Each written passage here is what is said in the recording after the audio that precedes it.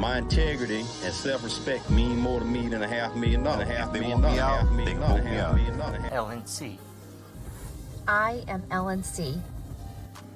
I am LNC. I am LNC. I am LNC. I am LNC. I am LNC. I am LNC. I am LNC. I am LNC. I am LNC. We are LNC. Put Shay in the house. Put Shay in the house. Put Shay in the house. Put Shay in the house.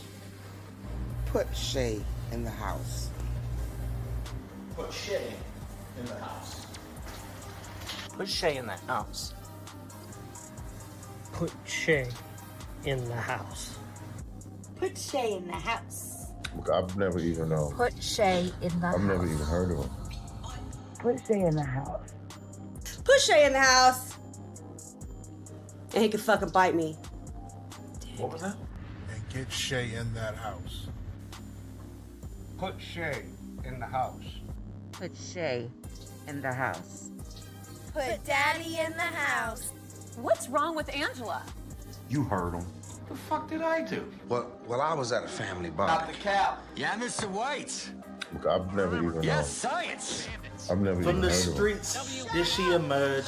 Into the street, she will return. She belongs to the streets. I gotta go. You got it, I don't want Jess. to hurt myself. You got a pee?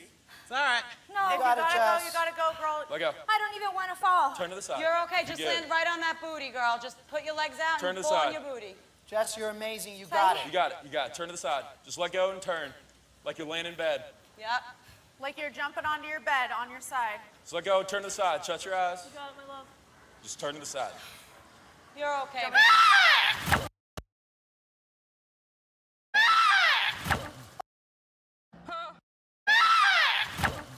What was that? What I'm saying is, like, we're gonna find that person. Yeah. When we do find them, once we get them back, I'm gonna give them right back to them. Really? Say, congratulations, you played yourself. I'm petty. Late night crew. Let's go Celtics.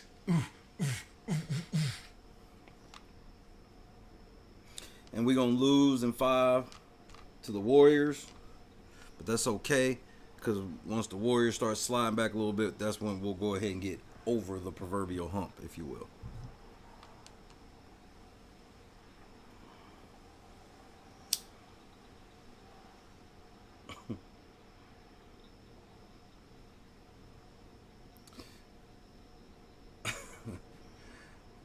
I want to watch a couple of seconds of something before we finish Keisha's birthday and all this fun stuff.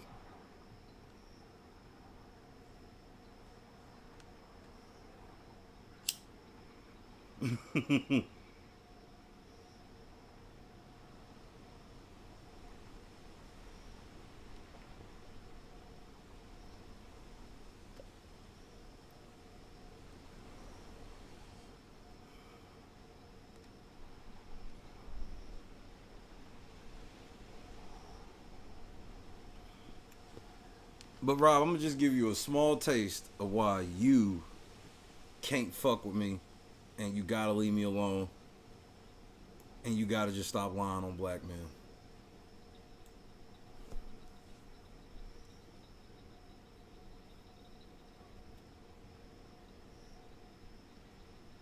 First of all, Rob, how old is this nigga you talking to? 11?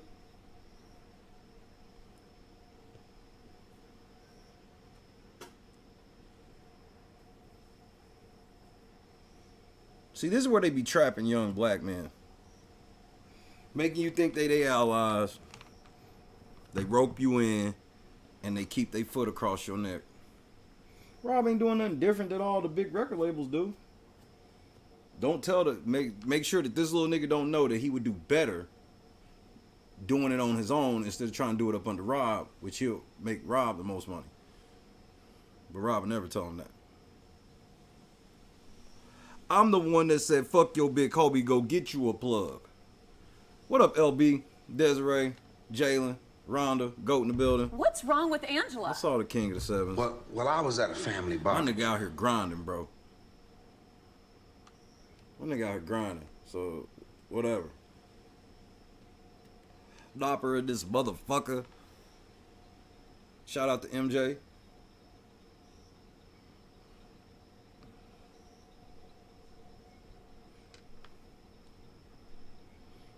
And this is just a taste.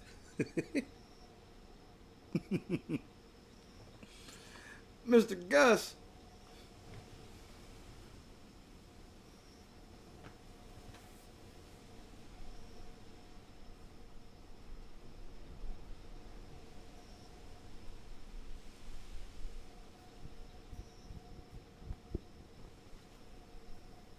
We are going to lose in 5, but we got it tonight. We are the Eastern Conference champions. If you would have listened to Shay, you would have... Never mind. Just forget it. Y'all don't listen.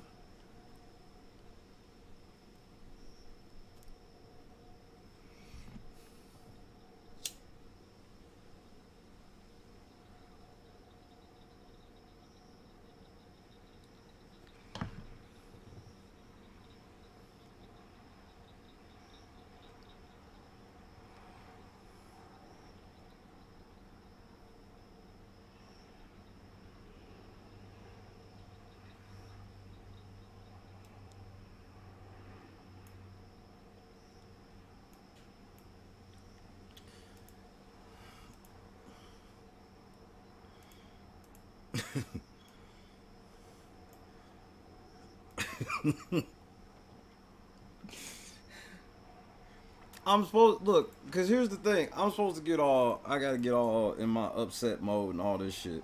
The shit that make them mad. The shit that tell you that make them tell you that I ain't shit.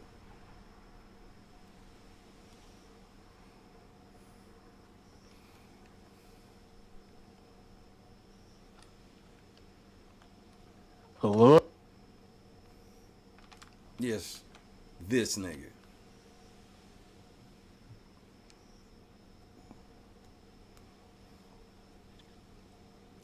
It's a gift, Gus. I have a weird thing with numbers in sports. You'll learn over the years. You'll learn over the years. Because I don't even think you were here for the Rams situation. The Rams hadn't even got Odell Beckham yet. Everybody called me crazy. What week was that? Like week 8, week 7? It was early as shit. I said, oh, Rams. I picked every spread of the playoffs right except one game where I picked the winner right. They missed the spread by a point. It was either a point or 3 points, something small. I have a gift with numbers in sports.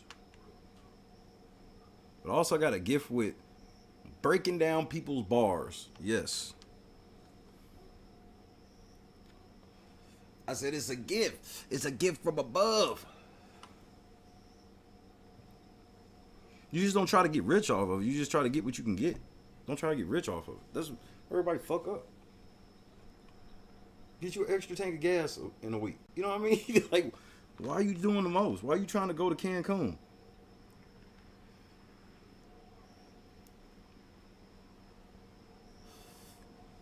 Speaking of which, we got 150 left on the goal. We kicked ass earlier.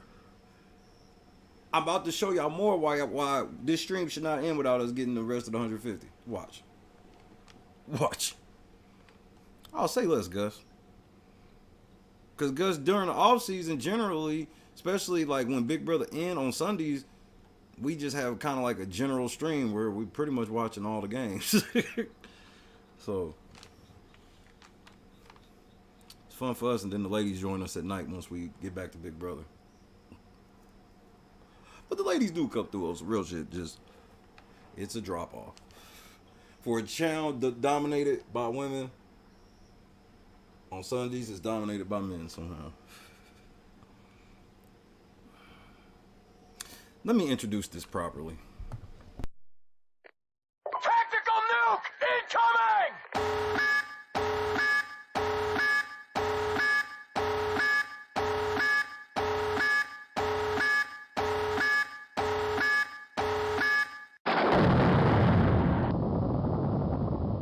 everyone, and welcome to this special edition of Rob Has a Podcast. My name. All right, let's stop right there. What is the time at? We are at 6 seconds. Technically 5 seconds. So 5 seconds in, I already got a problem. Why the fuck is this nigga introducing Rob on his show when this is supposed to be Rob's show about like the shit for black people? Already he's sunning this nigga out gate.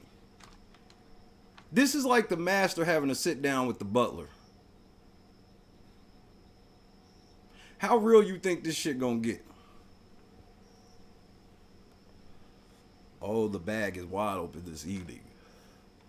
We not even watching a lot of this. I was bellying over this. My name is Matt Scott, co-host of the Wrestling Wrap Up with the one and only Mari Forth, and this is Black Voices of RHAP, focused on the state of Black representation in reality TV and its podcast coverage. And let's stop right there. So this, let me repeat what he said it was called again. This is the Black Voices of RHAP, the state of Black representation in reality TV and podcast coverage. Okay, so when was this made? Let's look at the date. You gonna love this. January 18th, 2021. So last summer, right before the cookout jumped off. Huh. Okay. Well, let's table that for a moment. Nigga, how you talking about representation in podcasting and you ain't called me? I'm the biggest black podcaster in the Big Brother space, period. See how they already do? It's the go along, get along, gang. I said it's the go along, get along, gang. Oh, y'all ready for this?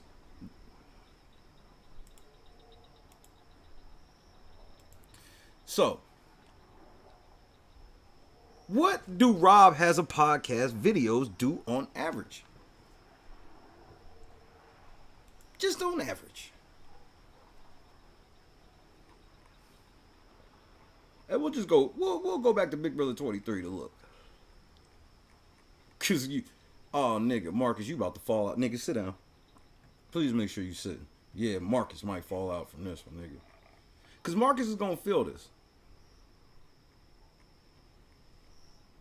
Hold on, let me get through all y'all other TV shows and shit, cause y'all know y'all gotta do a whole bunch of shit to do what y'all do. Cause hey,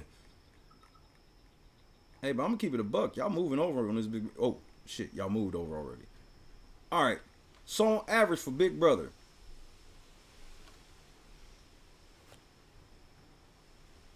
Big D got 18,000. We'll let that be the bar because we know his was probably the lowest. We know Tiffany's was way higher. So 18, the little daily joints, 15, 20, 27, 20, 16, 12. So around, so we'll call it around 20.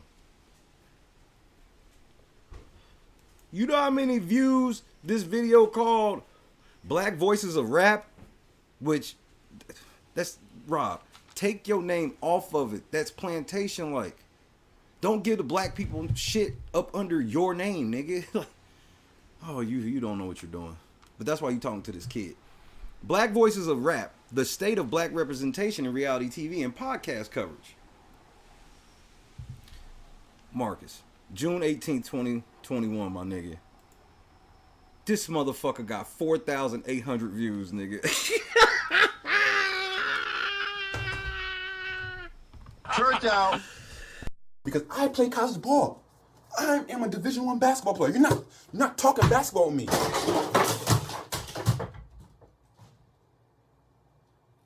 That didn't go well.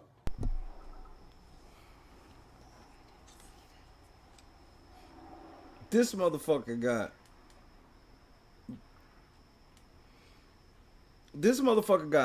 less than 5,000 views, nigga. So understand, his own audience don't give a fuck. His own audience is like, don't nobody give a fuck about these niggas.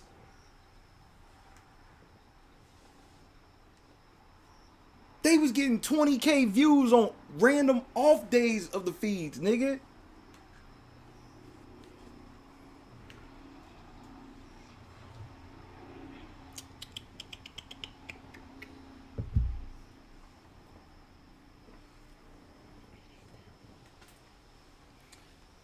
Random off days. This shit was over a year ago, before the cookout. They didn't even get 5,000 fucking views on it. These motherfuckers be doing 100K on certain shit. They do all types of views, nigga. They do a whole thing about black voices in podcasting and in reality TV. Y'all couldn't even get 5,000 motherfucking views in a year, nigga.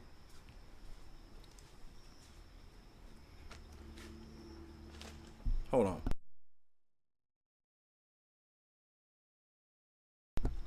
I'm back. So, just listen to the way this shit start. This and I feel sorry for this little nigga because I'm gonna roast him, but understand his roasting is he's just ignorant in this situation. And go look the word up. Of course, joining me today as we get started out, coming to you live from his apartment, the Podfather himself. How the fuck is this nigga the Podfather and he ain't even got 100,000? Rob Sesternino. Rob, how are you doing today? Yeah, doing really great. Very happy to be here talking about this with you, Matt. And talking about what? What are we talking about? This nigga can't even say it, nigga.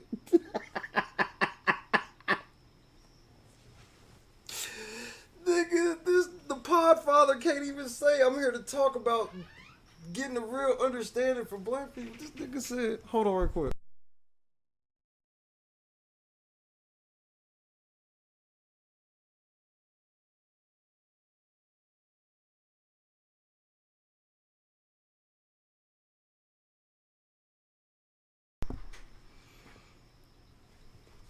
This nigga said, Let's hear from the Podfather. Rob Sesternino. Rob, how are you doing today? yeah, doing really great. Very happy to be here talking about this with you, Matt, and just super impressed with. This shit can't even be taken seriously because Rob ain't even contact LNC. Just offer it. It can't even be taken seriously. This project that you've taken on. Yeah, and I'm really glad that I could be here and that this could happen. And even as just backstory for how this all came together, as a Black person, as a Black podcaster, especially with the class of 2020. And okay, let's stop right there. You were part of the class of 2020. Nigga, you ain't even eligible for this conversation, little nigga. Rob, you dirty than a motherfucker. Why you talking to this little kid about black problems when you know this little nigga don't know shit about life, bro? Thank you. This nigga sitting here talking about the motherfucking class of 2020. What fucking black problems can anybody of the class of 2020 tell me about, nigga? I told you it's this thing with these new young kids that they claim they went through it rough than any civil rights leader of our time. You got B. Simone out here saying Dr. Martin Luther King ain't shit because she believes when the CIA lied about Dr. Martin Luther King cheating on his wife. Okay, so he cheated on his wife. So he still ain't shit to black people because of that. That doesn't even make sense. But people like Rob let y'all say this shit. And I mean, Rob's just like, look, I'm just here. This nigga's talking about the class of 2020. Okay, Mr. Class of 2020. As I put on my Big Bird socks. AKA Mockingbird socks. Understand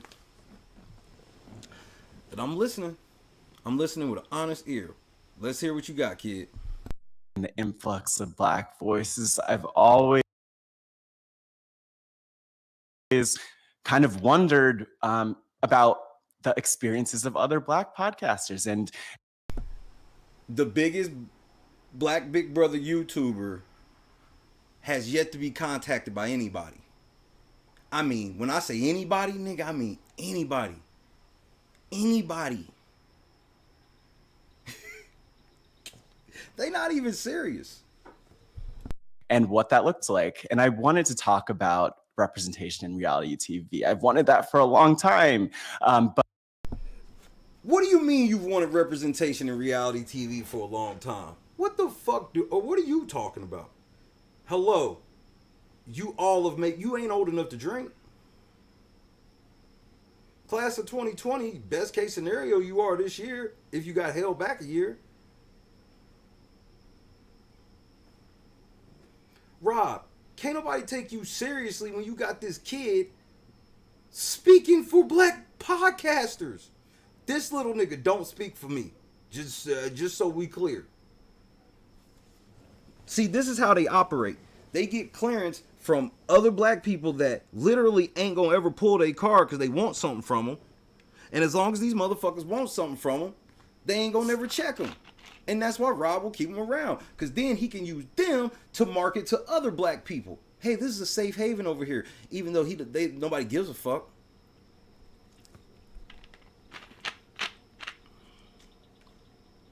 Say less, Ryan. Oh, let's get in the bag, Ryan. I want that. Yes, Lord, I want that. I can't even take this shit seriously out, Rip. But thankfully, last month we saw the Asian American representation in reality TV podcast by Kevin and Sasha, which kind of inspired me to actually ask for this space to have these conversations about what it means to be Black as a podcaster, what it means to be Black as a reality fan. And there's a lot that we'll dive into over the next. Who knows more about this? Somebody 39 or somebody 20? You dirty for this, Rob. Couple of hours. But Rob, I just kind of wanted to look to you because right. Black man want to talk about Black issues but needs to look to the white man. You can't make this shit up. It writes itself. I mean, you are the reason that I'm here in the first place. You know, going back to the class of 20, my 1-year anniversary with RHAP. Happy anniversary. Thank you, Rob. The fuck? You heard it, Jalen. You heard that, nigga. He gotta look to Rob on this one, nigga. What the fuck? Y'all niggas don't need white people to accomplish shit, man. You can do it on your own. This ain't saying you don't do it and don't employ no white people, be friends with white people, no shit. But like the shit that you doing, he will always make more money off of you than you would make off of yourself if you did it alone. I don't even understand why Taryn works for this nigga. It's the goofiest shit ever. They have to be legit partners for me to believe that Taryn is just like working for this nigga like this. This would be just stupid. But Taryn's stupid. And look at Rob grabbing niggas fresh out of fucking high school. Come here, Black boy. You can get on my show and say your little shit because you don't really know what's going on. So any of the shit I would be pulling, you would never even notice anyway because I'm an ally. I appreciate it. I'm expecting a cake in the mail. But yeah, I just want to see why for you is it so meaningful to create space for those voices? Well, Tactical nuke incoming!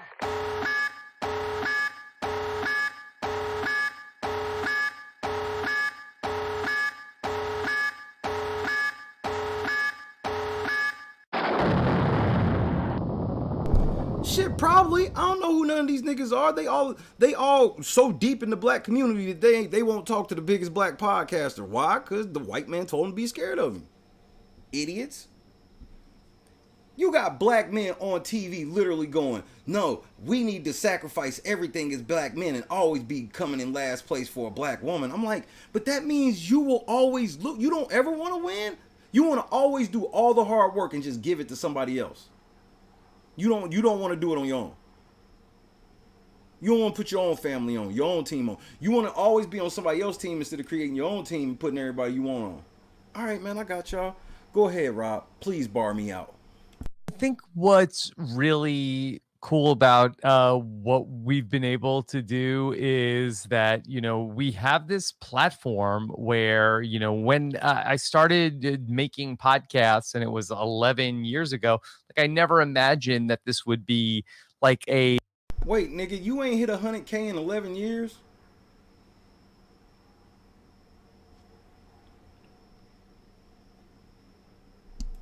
You know, a vehicle for other people to be able to really express themselves and connect with people that were out there who were experiencing the shows in the same way that they were. And that's just been like a really amazing thing that was sort of born out of all of this podcasting and how much... Hey, what does this have to do with niggas? It's expanded over the years, and we really got to start working with a lot of new podcasters like over the last year, like yourself. I was also extremely moved. But Rob, this little nigga just said he just started podcasting. So by your own admission, you just started with fucking with black people last year. You said you've been doing this shit 11 years, and the only motherfuckers you fuck with is this nigga and somebody else. In 11, bruh.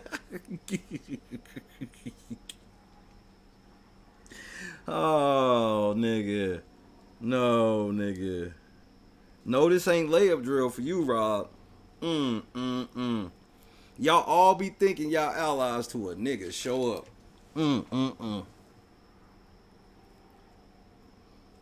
I want you to hear his question and really listen to what the fuck Rob is saying, bro. You are the reason that I'm here in the first place. You know, going back to the class of 20, my 1 year anniversary with RHAP. Happy anniversary. So this is already biased. This little motherfucker just said Rob gave him his first chance. Thank you, Rob. I appreciate it. I'm expecting a cake in the mail. But yeah, I just want to see why for you is it so meaningful to create space for those voices?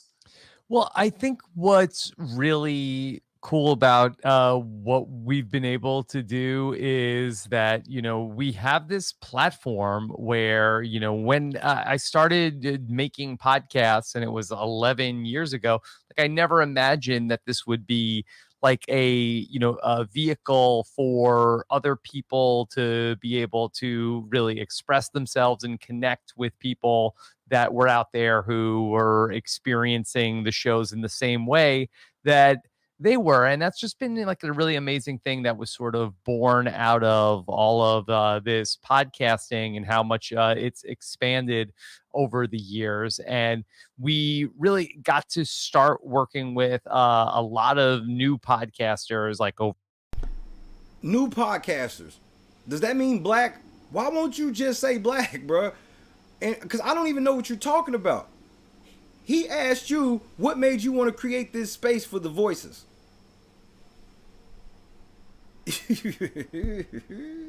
For the last year, like yourself, I was also extremely moved, like in our first real interaction, where you had sent me a video online a year ago, and it was just such a like touching, moving gesture that somebody made, and I don't ever recall anybody, you know, on Twitter sending me a video like that. So that's right, black people. If you want Rob to take you anywhere near seriously, you need to make a fawning video for him on Twitter.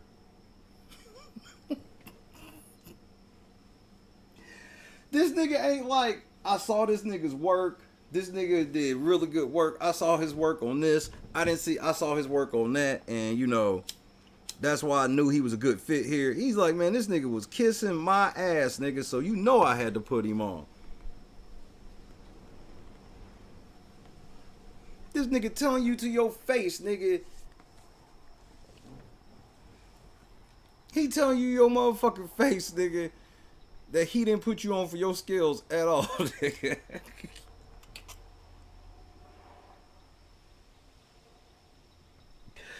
My nigga. And that was just like a really awesome just gesture that you made. And it definitely was something that I felt like, okay, well, you know, I feel like that, you know, the more we move in this area, I feel like that's definitely something that is making an impact on. Why are they talking about this shit so vague? When we move over into that area, what are you talking about? The trap? This nigga Rob out here fumbling. On different people who are out there. And so, yeah, I'm just really proud of what you've put together here and all. Well, what about you? What? This is your show. You put, so wait. Let me get this straight. You put all the black outreach on the back of a 19-year-old. F-O-H. Nigga, you put all of the... Rob, you like 50, cuz, and you put all the black outreach, the best you can find for the head up the black outreach was this little nigga? You've got to be fucking kidding me, bro. You've got to be kidding me. The different people that we're going to hear from in this podcast. Yeah, and I'm really excited. And I think that kind of ties into another point I just wanted to mention, which is that, like, RHAP didn't ask me to make this podcast in any way. I mean, Rob, you could have asked. I totally would have made it sooner. But no, RHAP didn't ask me to make this podcast, and I really appreciate you giving that platform and creating that space. And, you know, to the point of that video, it was me talking about just how thankful I was for the space you were creating. What did I tell y'all about this community? They all want something. This is why these white people flipping out over us. Is because we are the first we are the first group of motherfuckers to not be begging for no shit like this. We just not. Because, you know, I had experience in the sexual assault activism space, and you did such a powerful job tackling that in the previous Survivor season. And then, you know, I mentioned in there, like, Father's Day and my experience with that, and you've talked about your dad, and then everything after the death of the murder of George Floyd, and how you've... Tactical nuke incoming!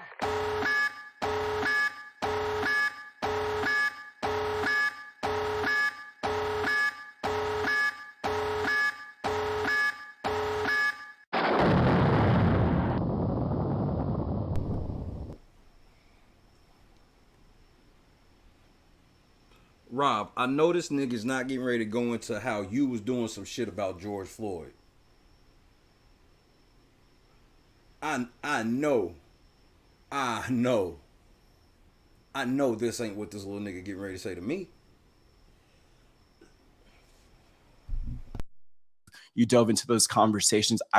I, as a patron of RHAP, actually, I became a patron that day. But as a patron of RHAP, I was so just thankful for that space. And I really believe in RHAP, and, you know, diving into these conversations that we're going to have. There are definitely positives in our experiences and reflections on reality TV and the podcast coverage and how things have gone. There are also opportunities for growth. And one thing I would say up front is that I hope that people will tune in and listen closely. Nigga, he didn't even get 5,000 on this video. He probably didn't tweet it out or nothing. He ain't even get 5,000 on this video, just so you know. That's why I told you shouldn't be fucking with me, Rob. Don't talk to me like I'm him, nigga. See, he 19, nigga. He don't know what the fuck you about. Bitch, I'll be 40 in a couple weeks, nigga. I don't go for these games, nigga. I'm smarter than you anyway. I'm smarter than you at 30.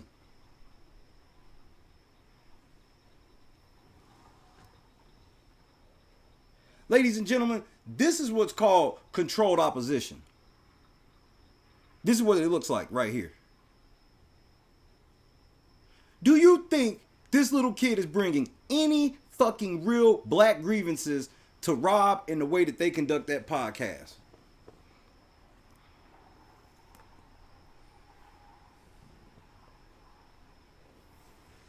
This is why I've always laughed at all the black people on Rob's show, because I'm like, none of y'all can come anywhere I go where it's black people. Y'all not accepted.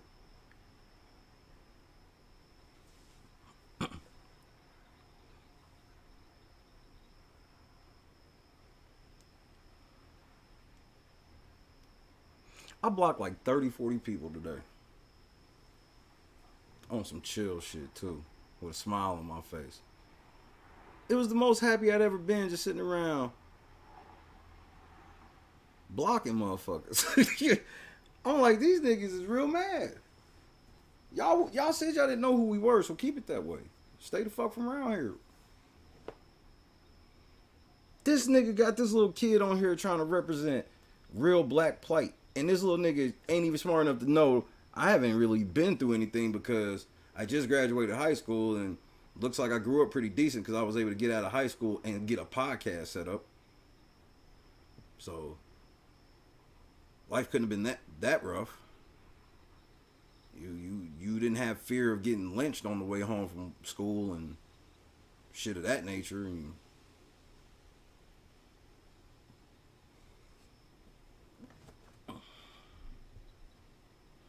because there's a lot to learn. I always learn so much from these different conversations, like outside of the podcasting stuff, which I don't feel like I talk about in RHAP a lot. Like I love to interview change makers and people who often aren't heard. And I mentioned to you, Rob, I'm in San Francisco now. And I did a film a couple years ago, 20s and Change San Francisco, where I was just interviewing all of these diverse voices. And like, while I think in this podcast, you'll hear the list. See, y'all think y'all experiencing life while sitting in echo chambers for like a decade. Y'all go to these colleges, get in echo chambers, and then those are the echo chambers y'all stay in for the rest of y'all lives. And then y'all think because y'all have grown older that y'all have actually experienced shit. Y'all don't try to talk to people. Because y'all the new woke type of people that turn around and go, soon as somebody disagrees with you, instead of you trying to like use facts to see where everybody's coming from, you just go, oh yeah, they just don't get it. And y'all even go further than that, being like, well, obviously, like if somebody says something to you about says something to you about you a woman, you did this wrong, and then you want to fly off the handle. Well, you're a misogynist if you feel that way. What? Come on. This little nigga ain't even got no fucking facial hair, nigga. And Rob sit there trying to have a deep race discussion with this nigga that ain't even old enough to drink, nigga.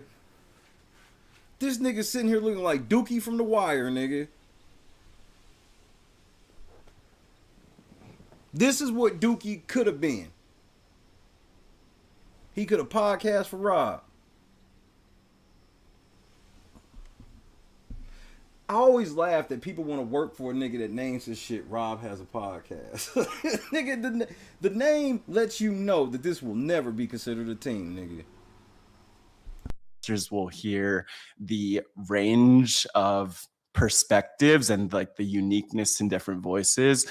There will also be so many different threads that I think come out and hopefully I don't know if it's going to be new for all of your listeners, but I know it'll be new for many of them. And I hope that, they'll tune in and listen. But do you have any hopes for this podcast, Rob? I don't know about hopes.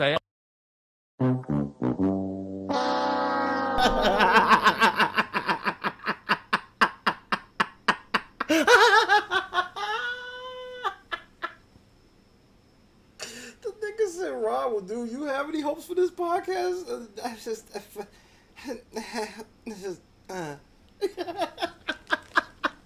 Nigga, stop playing. This is y'all ally, nigga. This is the ally.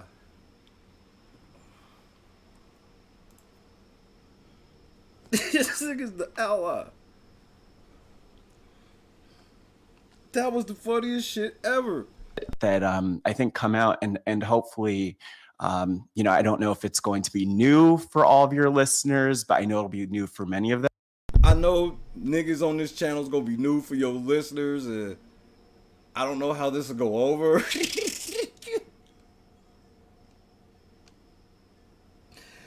You know what you sound like? You sound like the nigga from Get Out. From the first scene. When that bitch said her parents don't know he black. That was cancel the trip. And I hope that, you know, they'll tune in and listen. But do you have any hopes for this podcast, Rob? That I don't know about hopes. I think it's really commendable what you've done, and you're such a great interview. Hold on, nigga. That nigga don't even want to answer the question. Let me answer it for you. No, none of the white people on this channel give a fuck, and they not gonna watch it, nigga. That's why I don't care what they think about me, nigga. They was never gonna watch me, nigga, no matter how I act. The only way they will watch me is if Rob give me 20 minutes or two, let me be on a panel or some shit where they forced it. And even then, the viewership gonna be down and be like, this man, I don't want to hear what that nigga gotta say. This nigga try to step up. This is why he talking to a kid and not a grown man. Because a grown man would be like, wait, what do you mean? This nigga had an MK Ultra when this nigga was like, so nigga, what is your fan base gonna think about this? This nigga sound like he was signing in to AOL, nigga. Welcome. You got mail. Nigga, you can't even. I couldn't make this up if I tried. Be new for all of your listeners, but I know it'll be new for many of them, and I hope that you know, they'll tune in and listen. But do you have any hopes for this podcast, Rob? That I don't know about hopes. I think it's really commendable what you've done, and you're such a great interviewer. Rob doesn't even hope everybody in his fucking subscriber base watch. He didn't even hope that his. I really hope that my fans would actually watch this and take this seriously. That's all he had to say. This is all he had to say, but he didn't even want to say that. Let me show you what I mean. Just so you don't think I'm bullshit with him pussyfooting around this shit. Let me bar you niggas out, bro. Rob, let me show you how we get down over here at LNC, nigga. Unrivaled research leads to unrivaled coverage because I got a motherfucking unrivaled squad. Shout out to the whole Real Late Night crew. We'll all take this one.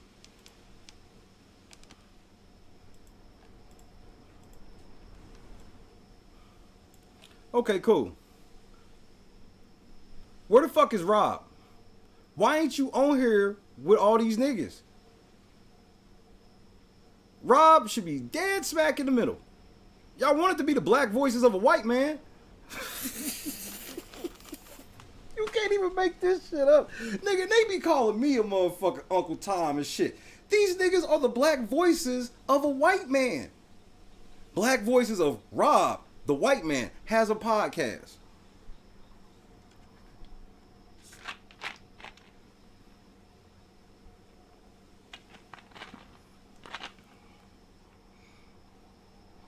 Is one of them niggas throwing up GD? I can't even deal, bro. If this nigga's throwing up GD, bro. If not, what the fuck kind of pose is that?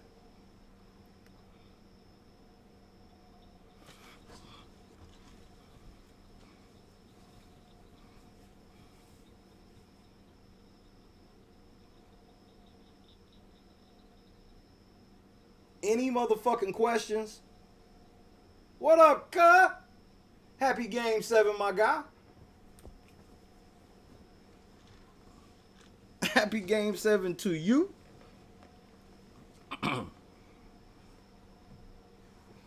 No, this was 2021, Mish. This was right before the cookout went in the house. This video don't even have 5,000 views, nigga. Today, it don't even have 5,000 views. Rob told us right there this video wasn't gonna get shit. Let's go, Mish.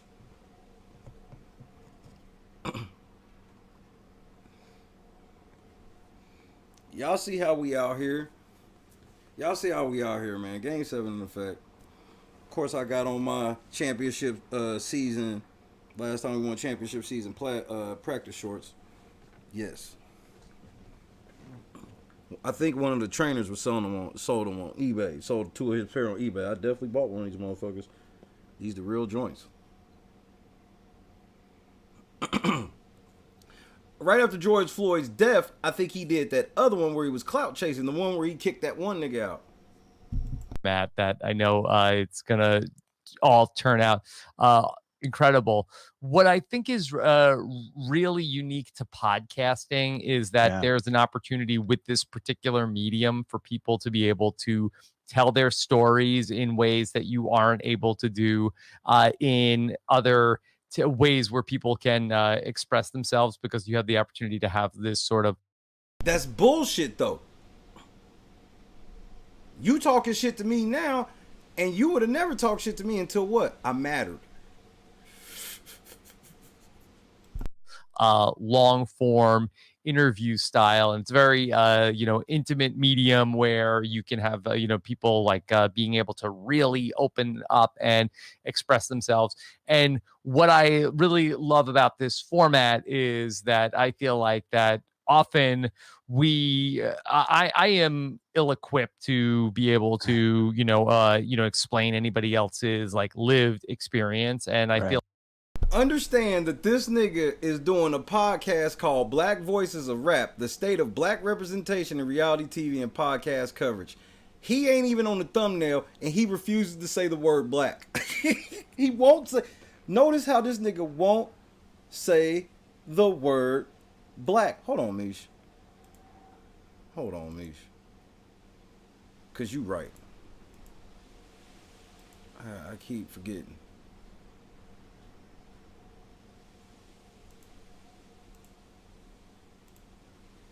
Keep forgetting.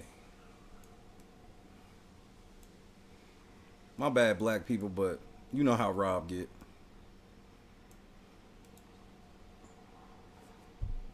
Like that we have the opportunity through the podcast to be able to have different people come on and be able to explain how their either lived experience was, or what they're seeing in a way that is different. And then you have hopefully more shared understanding about this thing that brought us all here together for this particular podcast, which is a love of reality TV shows.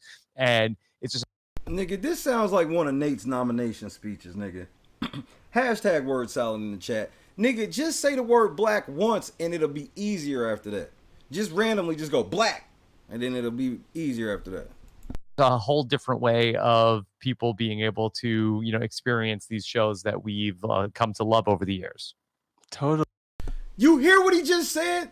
Listen to the last. Wait, holy shit. Gus, you a teacher. Listen to what he said at the end. TV shows, and it's just a whole different way of people being able to experience these shows that we've come to love over the years. People experiencing shows that we've come to love over the years. White people ain't never owned reality TV. Nigga, what are you talking about? Because the people in that scenario is the black people, right? And we is the white people, right? You hear what this nigga Rob be saying? This is why he talking to a kid. He could not be talking to any black man over 35 that wouldn't check. If a black man over 35 wouldn't check him, 100% he clout chasing. Period.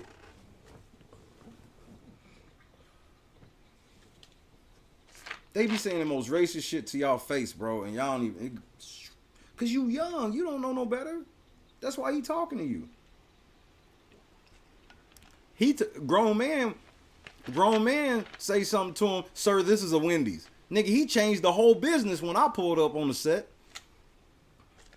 That nigga wanted to be sneak dissing in replies. I pulled up on the set with the megaphone, nigga.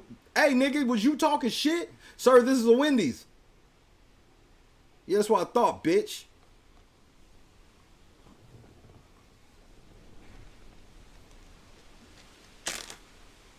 You fat, you black, you got high cholesterol and diabetes.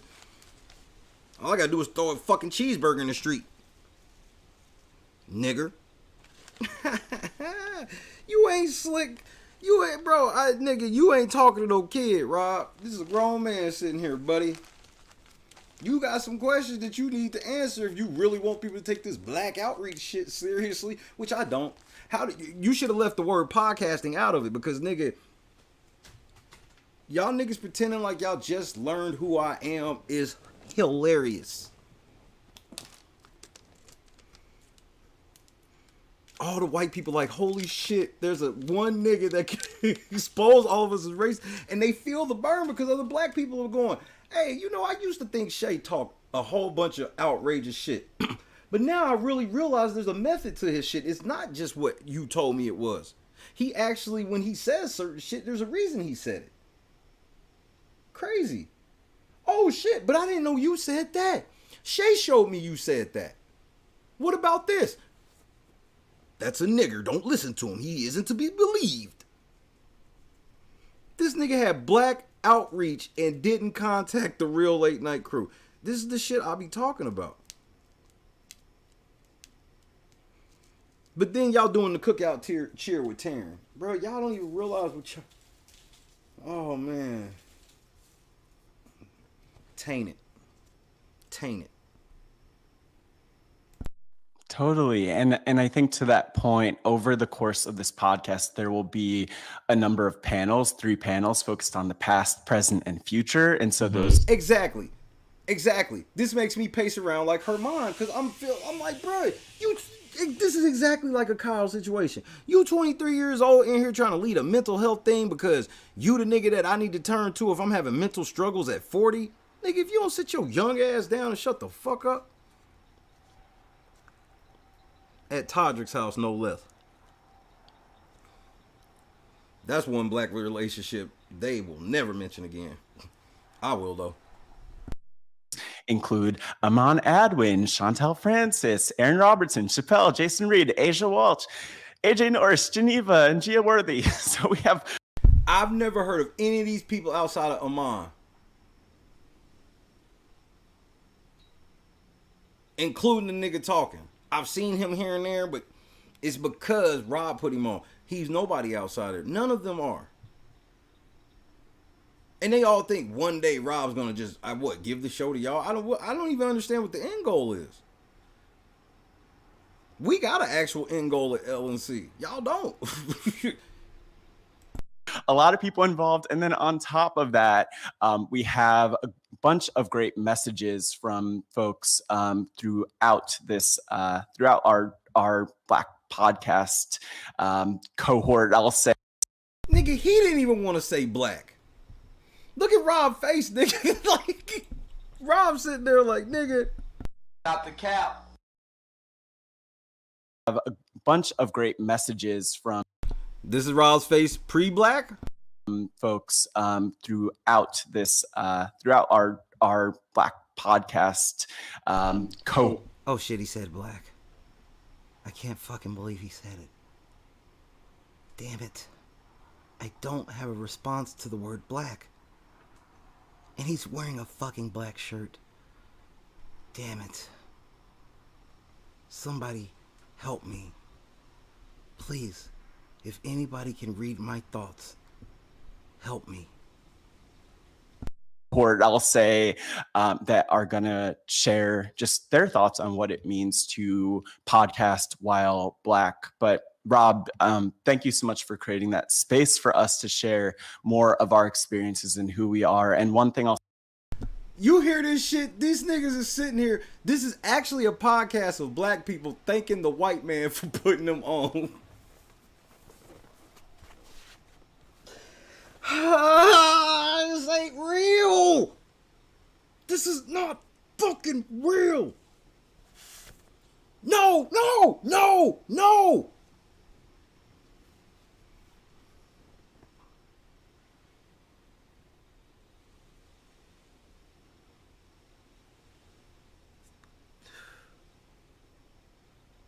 So what, like when all the black people come, is Rob gonna leave? Man, if this shit switches over to all the black people they just named and Rob disappears, nigga.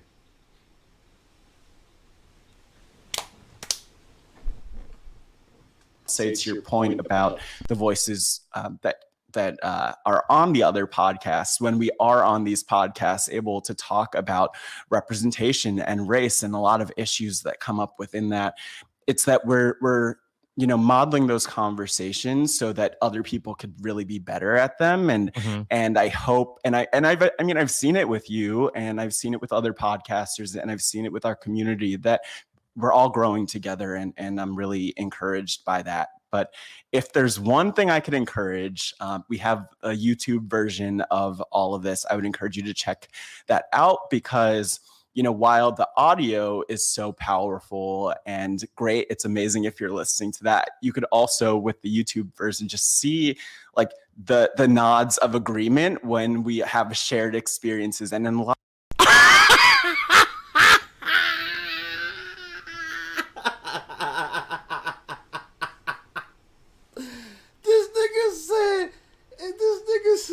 if you got the video, you can watch us nodding in agreement. What the fuck? They want everybody to believe that all niggas are the same, because all these niggas are the same. So they trying to train white people that any niggas not like us, dismiss them. Because if they're not nodding their head in agreement like we're going to be, then it ain't real. Get the fuck out of here, bro. Rob, you can't be serious with this shit, nigga. Why you got this kid up here talking for black people? He don't speak for me, nigga. The fuck's wrong with you?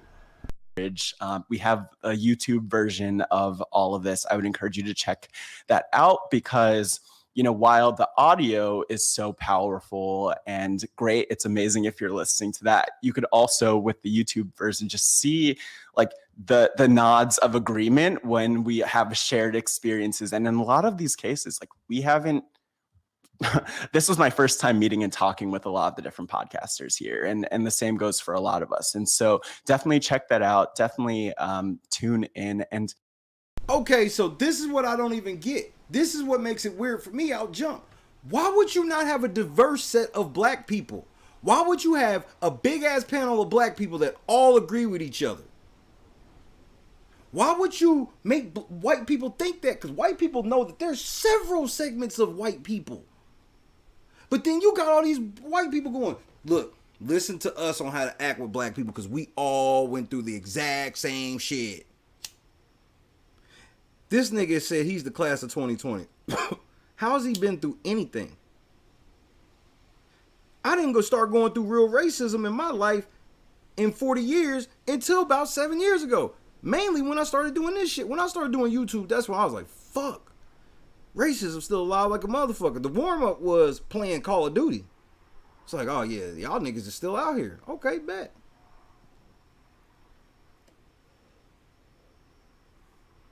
That was one reason I got good at Call of Duty, bro. I was not getting clapped, bro. Anytime racists rolled up in the lobby, nigga, I turned into one of the Call of Duty pros, nigga.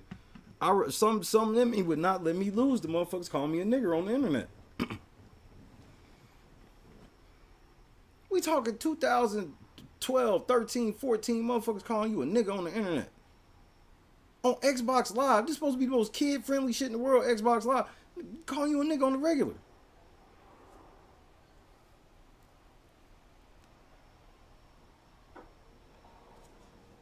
Rob can't even say the word black, nigga. And these niggas are sitting here doing a podcast where they thanking this white man for putting black people on, when all you think black people could have built the exact same shit sans Rob and took all the money. Y'all goofy. Thanks again for being here, but have fun with us. Laugh with us. We laugh a little bit. It's not all serious. And learn with us. And thanks for the permission, Rob. And Rob, before we dive in, any final thoughts? Oh, this should be great. Yeah, Matt, just thank you again for taking the time to put this all together. That's literally the only thing he said to him. Thank you for taking the time to put this all together. He said that 3 separate times. This is a fucking joke. I think that people probably are just underestimating, how many weeks you've been putting. Nah, lunch. A lot of times it be grown ass fucking men. Me and my buddy Solar Sun,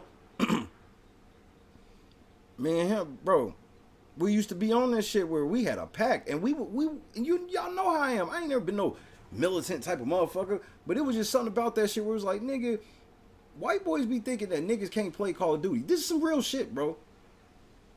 Most white boys that good at Call of Duty, they don't think they can lose the niggas. Especially on that Xbox Live. It's weird. So if it's on that low of a level, you gonna tell me it's not anywhere else above that? Get the fuck out of here. And that's not saying all white people are racist. But this shit where y'all be trying to tell me that, like, if Rob says that it's not, that what he's doing is not racist, it's okay because Rob has this kid on. That doesn't make sense to me.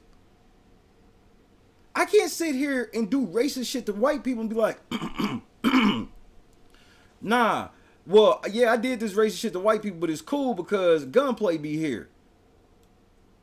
Annie be here. Like, what kind of shit is that? I can't say that shit.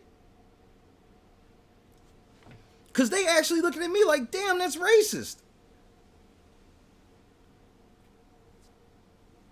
This is ridiculous, Rob.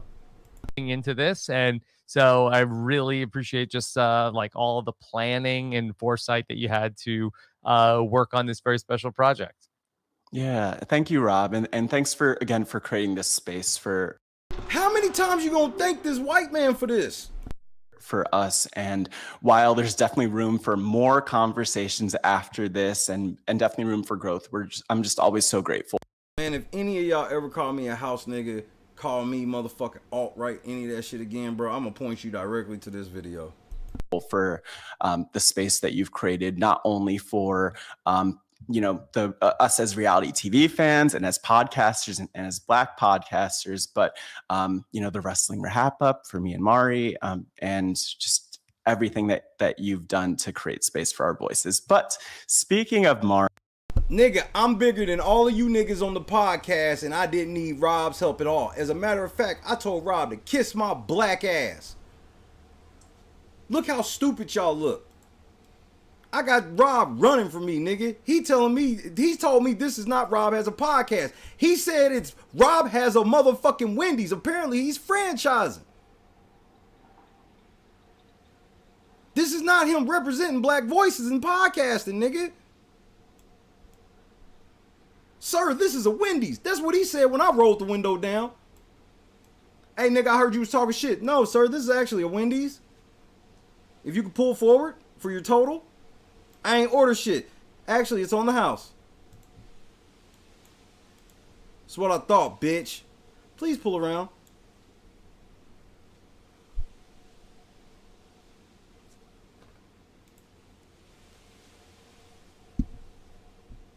I actually want to throw this podcast over to our first video message, our first message from none other than my co-host for the Wrestling Wrap Up, Mari Forth, and also another phenomenal RHP podcaster, Isaiah Gones, who is otherwise known as 8Ball. So check that out, and thanks again for listening. Hi, everyone. No, this nigga do not have black cameos on a... This nigga ain't even...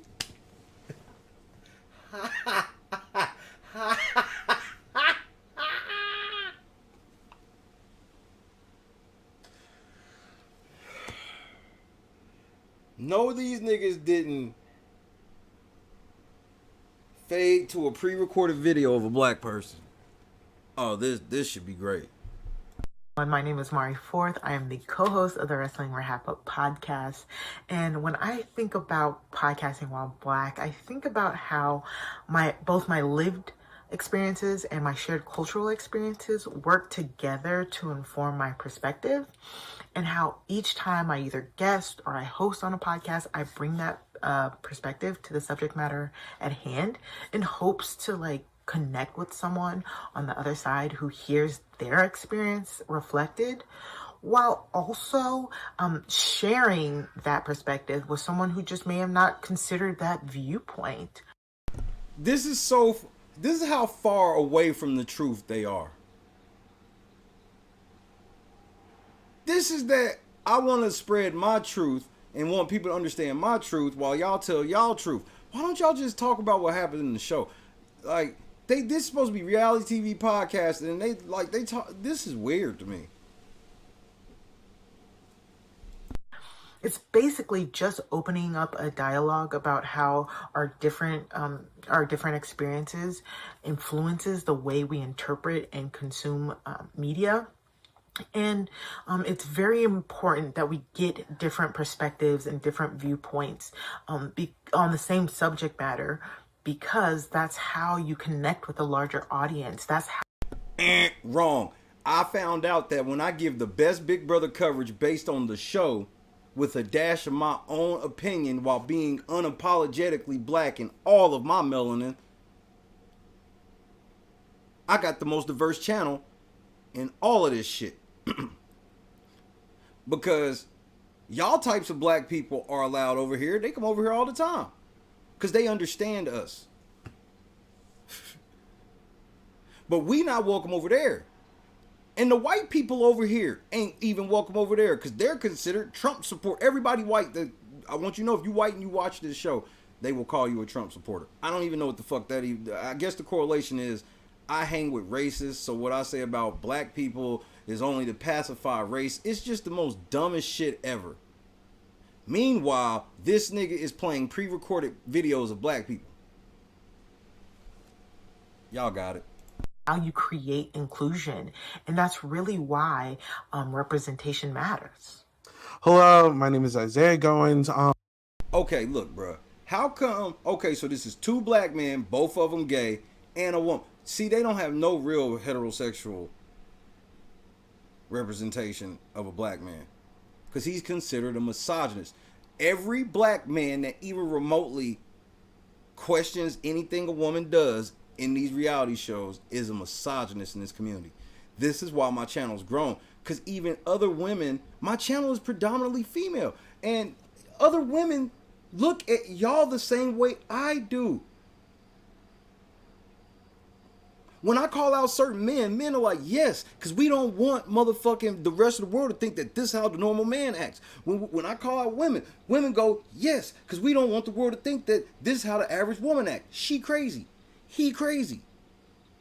Y'all literally just sitting here like we want to just pander to our black people, but we want to do it to you white people. They know that nobody, he already questioned Rob about people watching it because they know that his whole audience is white. So why are y'all trying to force white people to watch y'all instead of trying to just do y'all own thing and see who will come watch? This is crazy to me. I believe in myself. I believe in LNC way more than this. I talk about Big Brother here at RHAP as well as podcast on my other YouTube channel, Silent Podcast. But what it means to be a black podcaster, I love the fact that I can express myself creatively and display another mindset. So when it comes to these shows from a black person, right? I can't tell you how many times over the years that I've been watching these shows and like you see this narrative being... Nigga, you not that old. Y'all niggas be acting like y'all got all this reality TV experience when you're just now becoming of the age to even understand what it was you were watching. We literally have rewatched seasons multiple times, and every time we rewatch it, damn, it's rare that we rewatch anything a year later and not find something different in it. Rare. Pushed when it comes to black people about being aggressive or angry or something, and I'm like, whoa, like. So what about me? That's how I'm getting, sir. This is a Wendy's. This is the angry. This making me look like an angry black man. Everybody that liked Rob's tweet, I blocked them. Everybody. I'm petty. Y'all gonna learn that y'all need us more than you think. Especially if you want that straight big brother dope. There's two sides to every story. But now I'm kind of given this opportunity to make my voice heard and show a different perspective. And, you know, it's a great feeling. So I'm very grateful to be. It's a great feeling to finally get clout from white people. Bet. Podcasting. And I'm very happy to see my peers thriving as well. Now it is time for our first of 3 panel discussions. Where the fuck is Rob? Church out. F-O-H.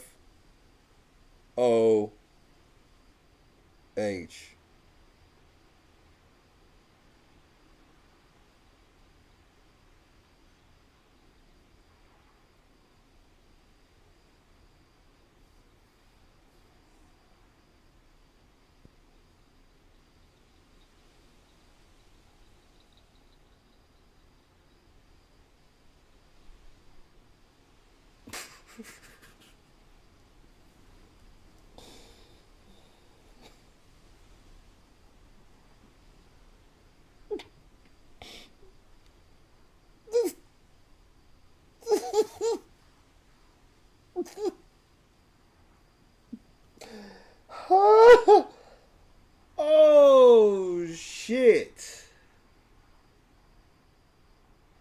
First of all, mine's in the motherfucking attic. Man, y'all niggas be acting like y'all out here doing so much better than me, nigga. Y'all niggas is all one step away from the inside of the Jetta, nigga.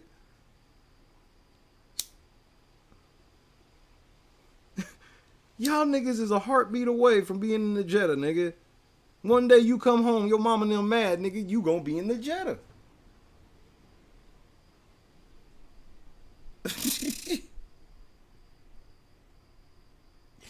I'm done here. I'm done with this. Rob has left the chat. Can somebody put... Come on, man. Somebody do that shit how they do it. Can somebody put Rob has left the chat for me, please? I need us to mark the time. This nigga Rob went out the back door, nigga.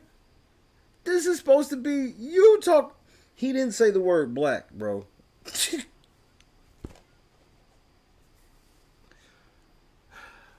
He didn't say he was interested in hearing the black perspective. Nothing, nigga. He was just like, man, I'm glad you put this shit together so people could get off my ass about being racist.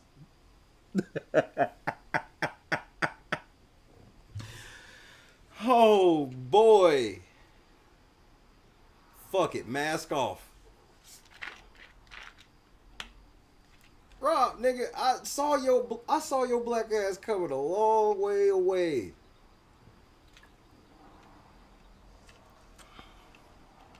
We had it. All I ever needed was the infrastructure. I saw what y'all been doing. This is why y'all didn't like me. Because understand, if they liked me, when the channel got popping, they would have tried to slide me over there just like they would do everybody else.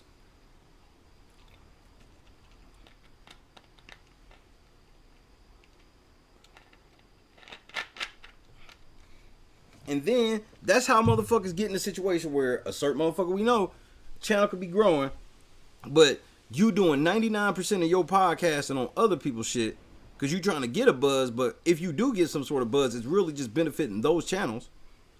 Then you go back home and you damn near ain't even getting an AdSense check in a month.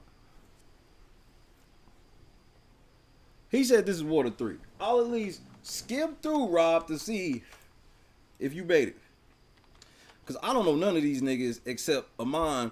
Fuck him. So none of these, I don't know none of these niggas. Can't none of them speak for me in my black perspective. They all talking about, it's all about the black perspective. No, it's not. It's about y'all perspective. Here goes another motherfucking.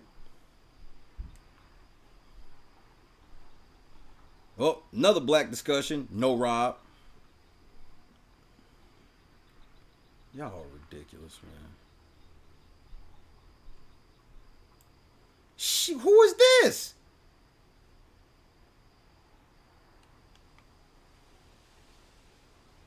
Who the fuck is this? Whopper with a chopper, little brother?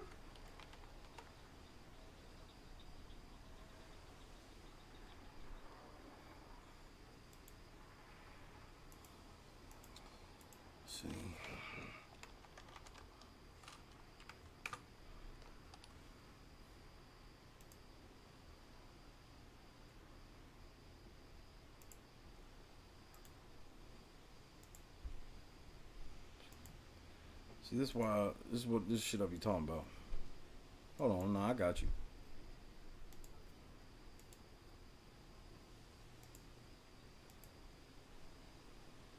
Oh, got you.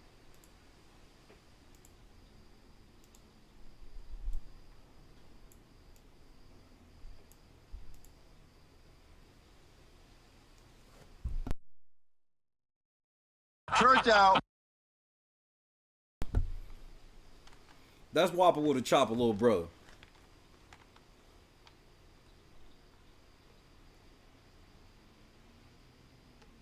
See, this is before his hair got this long.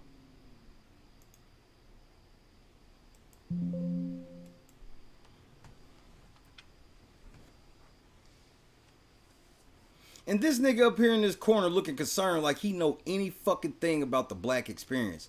Little nigga, you don't know shit. Neither does your young ass. So they had all these black discussions, and all Rob did was come in the beginning was like, yeah, white people, trust, I did sanction these niggas on the channel. I am not being held hostage. Let me hear the outro. Rob didn't even do the outro with this nigga, bro. We all are humans, and that's what I'm saying. They just got a bunch of gay black men. Most black men aren't gay, so why are all of the black men that y'all fuck with gay? This is weird to me. This is discriminatory. Y'all literally don't fuck with heterosexual black men, and any heterosexual black men that stand up and go, yeah, that's some bullshit. Y'all shame them. the one thing. Derek's the first crossover. That I appreciate so much about being a podcaster is that you see me, but you see me through hearing me. Remember, we're the wet bandits. Wet bandits. And And the only way that you hear me is that you are listening to my truth. Honestly. Nigga, is this North? And that's what I love about it. Hold on, let me hear who you are.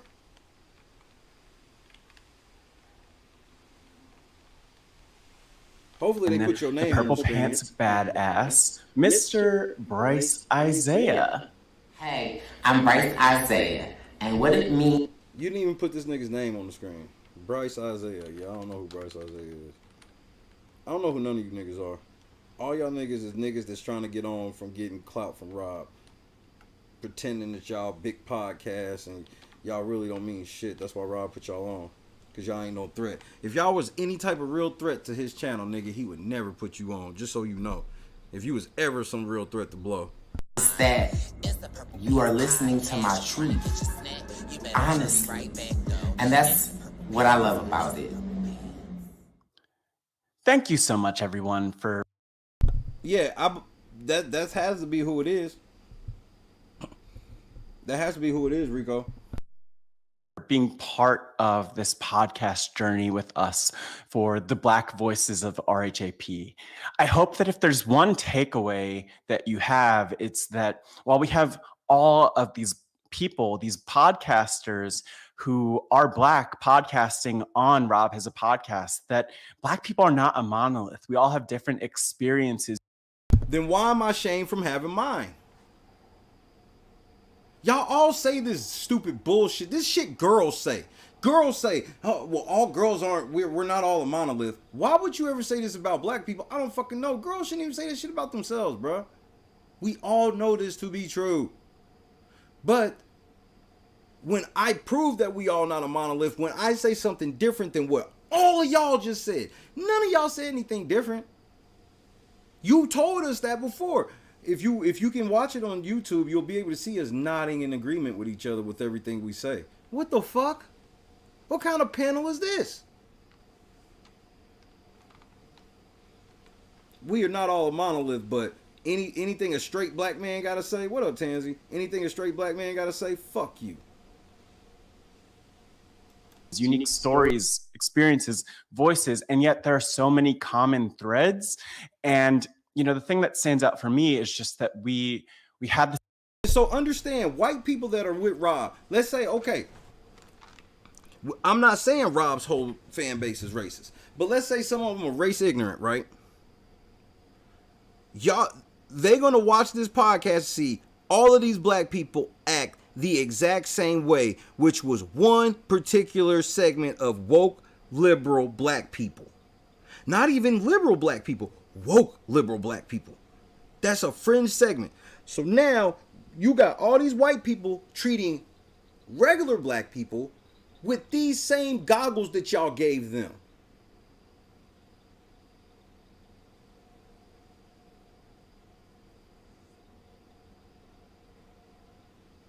The only black person to like Rob's tweet was a podcaster that be trying to clout chase. And he black. And he also gay. These gay black men, like, that's why I'm laughing at North. I'm like, you're a gay black man. You can't tell me shit. I don't try to tell you how to be gay. Don't tell me how to be straight. Kick rocks, bitch. Opportunity to connect so many of us for the first time and to share our experiences. And I hope that those threads, those themes, those things that repeated and resonate are things that resonate with you because they're common to our experiences, even though we haven't always been in touch. And I want to thank everyone who has been part of this podcast. Mari Forth, Isaiah Goins, Aaron Robertson, Aman Adwin, Chantel Francis, Jacob Jones, Chappelle, Asia Welch, Jason Reed, Josh Williams, Phil Thompson, AJ Norris, Geneva. Are any of these people not affiliated with RHAP? Or was this just the only black people that matter in the reality TV space work for RHAP? And if you don't work for RHAP, fuck you, right? Bro, they be putting the plantation on auto mode. Yeah, Worthy, Bryce Isaiah, Serena Foster. Thank you all for being part of this journey and for contributing your voices to what I hope is the start of a bigger conversation. And if you're wondering where you could find me, or as I asked others, where I'd like to be found, I would love if you follow me at MattScottGW on social media, on Twitter especially. And I would also say that if you are looking to kind of check out more of the type of work that I do, I would love if you check out 20s and Change San Francisco, which is a film where I'm having conversations with people. That's a thing I love to do. If you can't tell from this podcast, over at let's.care/film, www.let's.care/film. But you're all amazing. Thank you so much for being here and making it this far into the podcast. I'm so thankful. The last thing I want to mention is that, if you are not a patron of RHAP, again, nobody asked me to do this podcast. Nobody asked me to mention this, but I would encourage you to join that community. Tactical nuke incoming!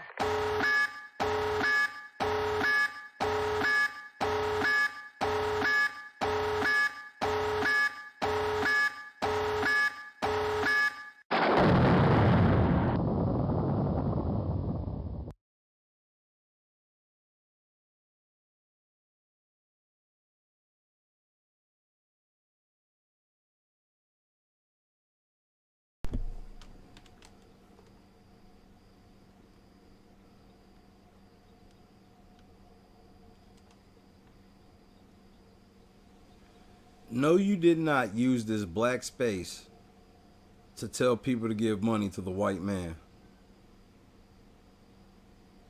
This is how dumb he is. He don't even know what he's talking about. He don't know what he's doing. He just doing what he want to make sure. He just feels honored to be able to say he's black in a room, and he feels like that's some real power. Well, I get to be unapologetically black, even though I say a bunch of shit that don't really make sense, so Rob just shrugs his shoulders. This nigga told motherfuckers to be patrons.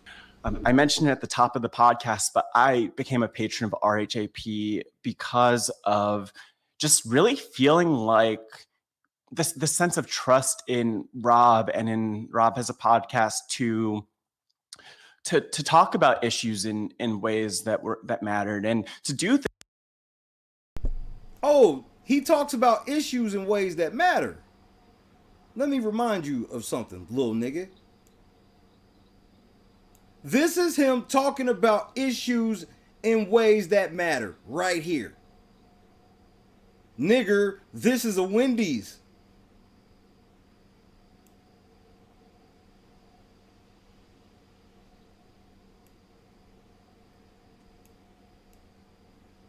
Watch out, niggas. You know how Rob get. This is Rob Has a Podcast, so y'all don't be getting no shine like that, nigga.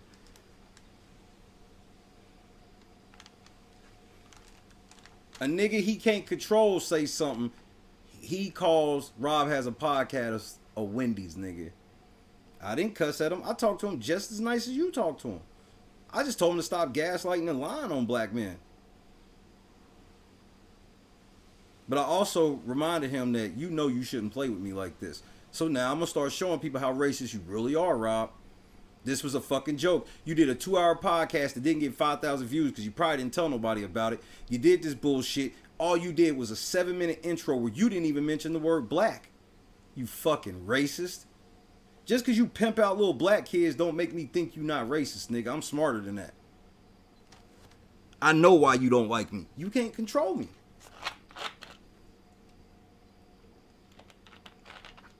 The black guy's tearing down RHAP. Say something, Rob.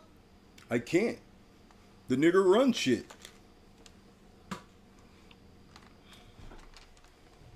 What I'm saying is, like, we're gonna find that person. Yeah. When we do find them, once we get them back, I'm gonna give them right back to them. Really? And say, congratulations, you played yourself. What's good, Deborah? Rob's sister Nino. You should have known better, bro. You know I'm smarter than Amon, this nigga, and the rest of the niggas you fuck with combined. You know this. And if all of y'all feel some type of way, nigga, then quit and show me you better than me. Because you gonna always be up under Daddy Has a Podcast, Zaddy Has a Podcast. That's what we gonna start calling it, Zap. Zaddy Has a Podcast. Hashtag ZHAP. Zaddy Has a Podcast. You the black one. This is the ally, nigga. You ain't no ally of mine, nigga. Don't you know if Lunchbox would listen to this little nigga will get Lunchbox killed? Say less, Deborah. Every day. Every day. God put us in the position we sitting in right now. They are stressed, Deborah. The devil is worried. But the devil stay worried fucking with a nigga like me. He don't even have time to throw shit in my way. He like, this nigga work all the damn time. I can't even really give this motherfucker nothing. Even when I try to get him to be like, he too tired, he still turn around and get up. He get on my damn nerves. I let Rob call Godson, tell Godson this is a Wendy's. I still don't know what the play was with that outside of looking like a fuck. But this is how shook he is. See, because you know who called him out? Maximus' mom. Come help us, Rob. Scary black man alert. He can't help you. I don't know how. I gotta let y'all Twitter niggas know something. Seriously.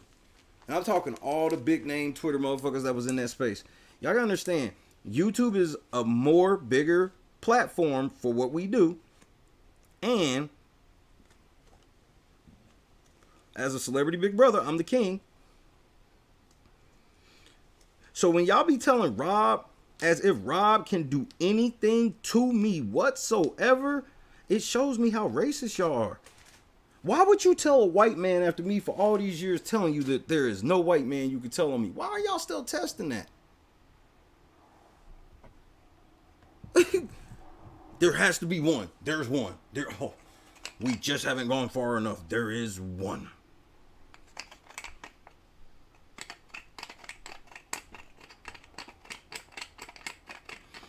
Sharon, you got any of that wine left, or you got something saved for Memorial Day? Huh? Hit that donation link. We got $150 left.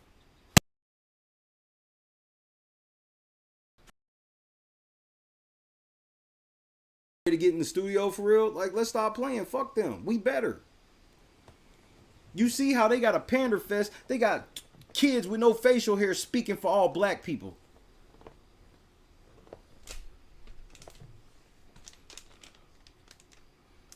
We do a whole Twitter space about black problems, and it's reduced to Rob making a Wendy's joke, and all the white people find it funny. Because, bro, once certain white people hit that, it's almost like they got a diploma. It's like when they hit a certain level, these woke motherfuckers, they hit a certain level where they feel like, I've done enough hours, I've put in enough hours of non-racist activity that, hey, I can let a thing or two slide because they know I understand the plight.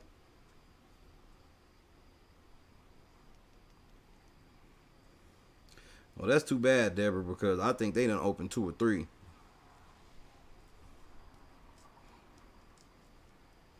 And I know y'all trying to plot some shit. It ain't gonna work. Y'all can't mass flag me because that'll get people's channels suspended, won't it? And I want some of you young YouTubers and podcasters to know something. Before y'all niggas think that y'all gonna try to get the claim to fame from me, understand, you can ask everybody else, your channel hit different after you fuck with us. Channels are never the same, and neither is ours. Ours is always ends up better after. Why? Because we won't lie. Come on, Deborah, don't make this no motherfucking race.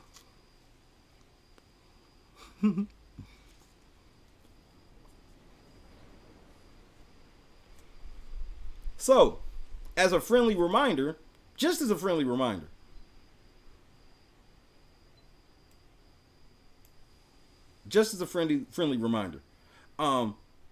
this was right before Big Brother 23 started. So let me remind you what happened right after this motherfucking panel.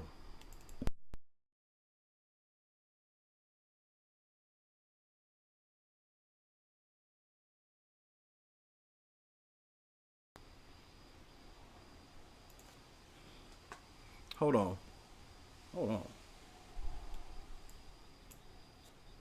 I think I hit something. Let me see something.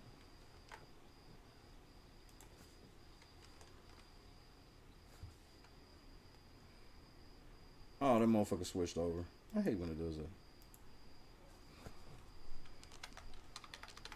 So yes, Taryn, please remind me what you were saying after this panel. That Taryn wasn't at this panel either.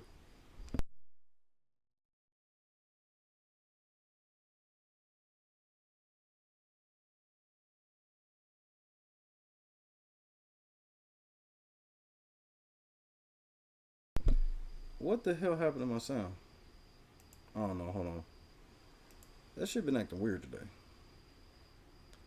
But I got it. Hold on.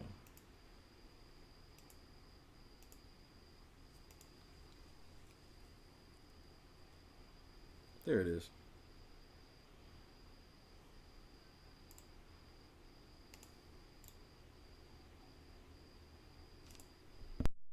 But when Big D stays up late with Kylan, Kylan convinces Big D that he should be a pawn, and Big D agrees he's willing to be a pawn. And he wants Brittany gone. And Big D says, no! What about Derek X? What about Sarah Beth? And Kylan says, sorry, bro.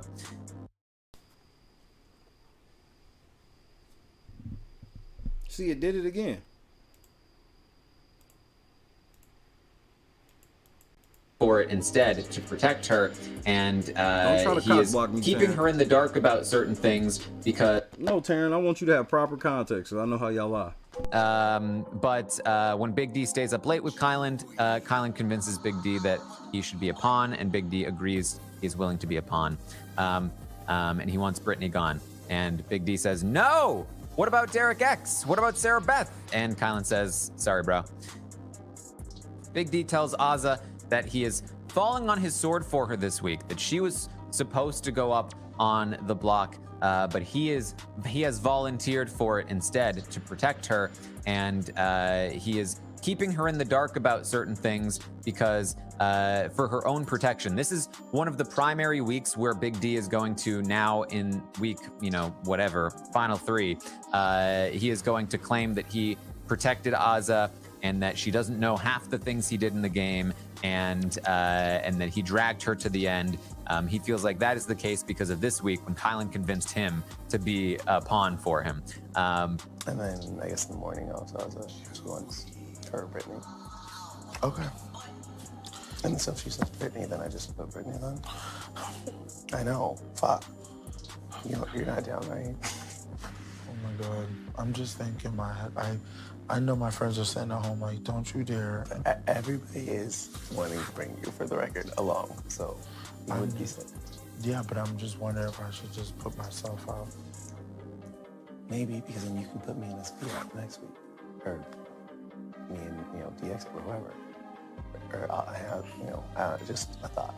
Right, I know. I would appreciate it more than having to ask for Azza, but I would appreciate it. Okay.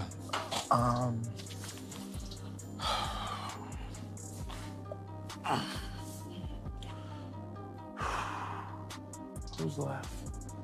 And if I wanted you to take it down. Hold on, I'm thinking. Yeah, here's who's left. It's on the wall.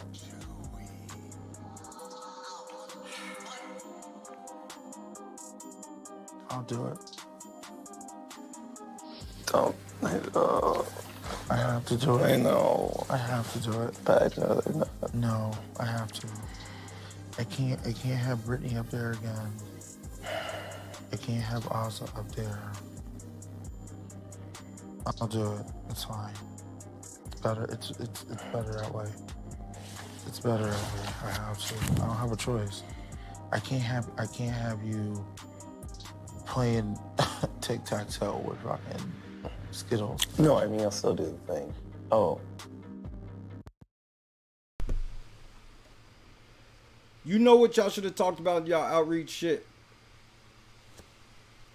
Not lying on black. Okay, Mish. Let's bar this nigga out then. Big D is This is right at this is like less than 3 months after that fucking fake ass outreach shit that Rob nor Taryn participated in, nor Melissa. The people who had the most shit to say about the niggas, they weren't even there. He's hanging.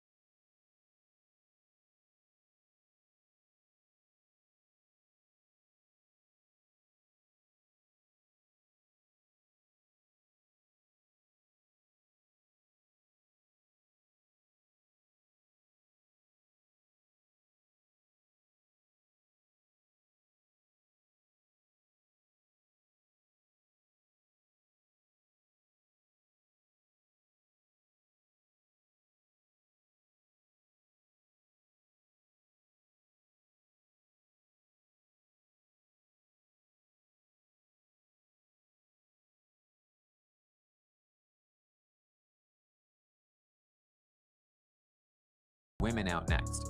And Kylan agrees. Big D is also going to pitch this final 3 to Xavier, who's like, cool. Where Xavier wins the HOH. Now, the plan was for everyone to throw it to the Kings, of course. Big D is filled in on the plan for the week, that the plan is to target Brent. And Big D says, no! What are you talking about? Brent should not be the target. It needs to be Whitney. Oh! And they're like, no, dude, sorry, it's Brent. He's like, but the women! You should have went to that outreach seminar, nigga. This is the part where you supposed to let me know, Taryn. Sir, it's Wendy's. Sir, it's Wendy's. If you're catching my drift, sir, it's Wendy's. Sir, this is a Wendy's.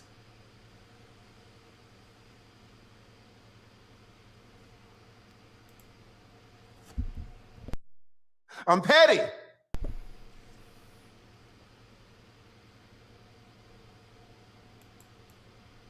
Watch out, niggas. Y'all know how Rob get. Oh, guys, with the jury and the women. We need to get Whitney or Claire next week, or that's it. Too, at this point, I'm leaving out a lot of the extra details. You've heard them in the previous 2 recaps. Xavier asks Derek X to throw the wildcard competition. Big D is going to go to Brittany, and he's going to tell Brittany, hey, Brittany, a woman needs to go next. We really need to get a woman out next. We got to make it happen. And Brittany's like, okay. He goes to Azza and he says, Azza, we need to get the cookout together because we all need to agree that a woman needs to go next. Okay? Cap. And Azza is like, okay. And he's like, yeah, the 6 of us. And she's like, no, the 5 of us. It's like, whatever, as long as a woman goes. Not the cap. Look at that shit-eating grin. This nigga, you know you lying. What are you smiling about? This is fun. This is funny to him. Derek getting death threats and shit behind all this shit this nigga was saying, bro. All those people attacking Derek are rap fans.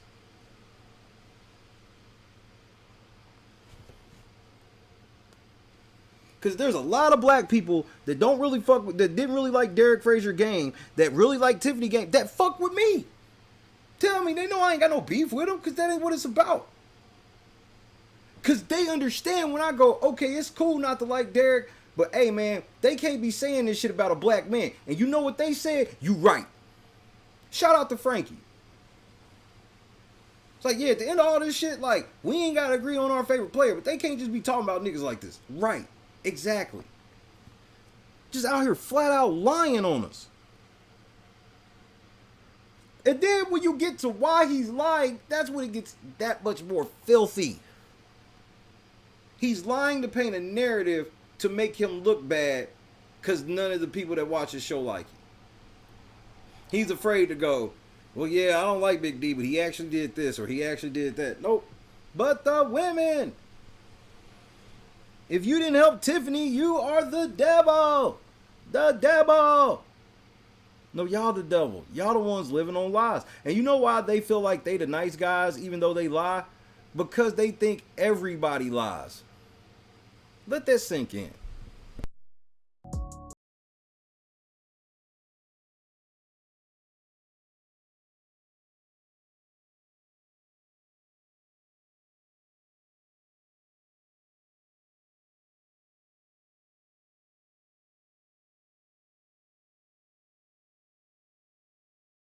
Eric even talked about how, yeah, me and Xavier were sitting around basically laughing at Tiffany because the pair shit was already done. Exactly. This is Xavier's fault.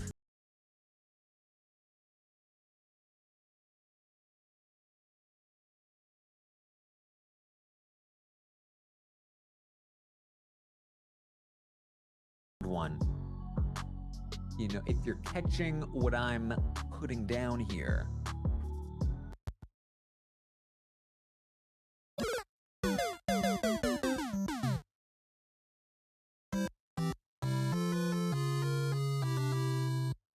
Then Big D talks to Christian again, and he says, listen, Christian, the thing about Whitney is that she's all for the women.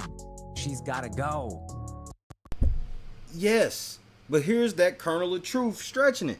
She said in front of the whole house she would never vote for a man in the end. Why would you ever shame a man for wanting to get her out? This is the weirdness of them. They're like, if you were a real man, you would just figure it out with her still in the house. Because I play college ball.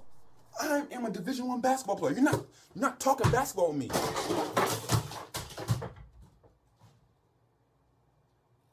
That didn't go well. Shout out Big Brother Opinions. Make sure y'all follow on Twitter. You can find that. What's happening, bro?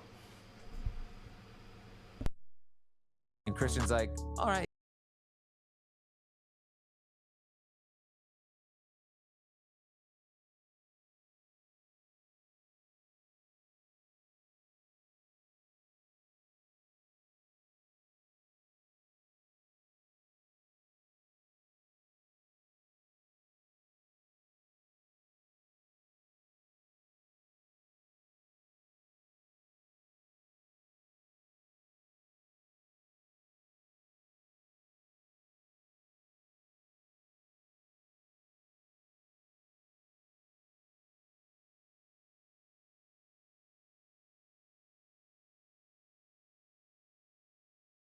Next, but he still wants to use Hannah as a I already pawn. know. They say, no, don't do that.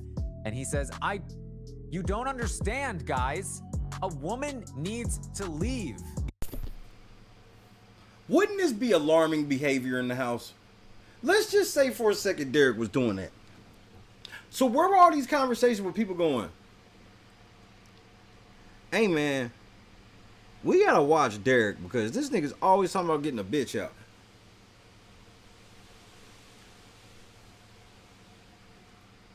But see, what they do is they be lying to girls and be like, no, this is what he really meant. They just be lying. They just tell girls what they want to hear so these girls can feel like they equipped to battle people like me, and then Taryn will never come battle. Taryn will let all these girls he be lying to come say to them, bro, again, let me remind you some of the shit that they fought. Let me remind you what Mother Taryn said.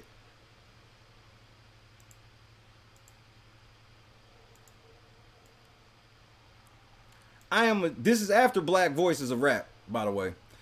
Mother Taryn says, I am ashamed by the behavior of Derek Frazier this weekend. His slanderous remarks regarding Taryn should not go ignored.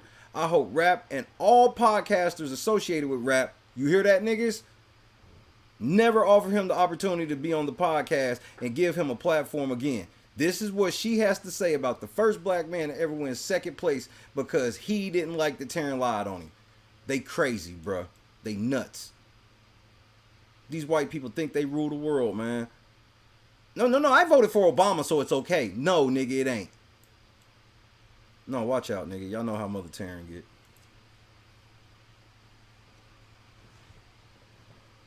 Some bitch. Again, this is white people speaking on black problems. Two black men have a space to air out black grievances. White people tell us to shut the fuck up and they ashamed of us.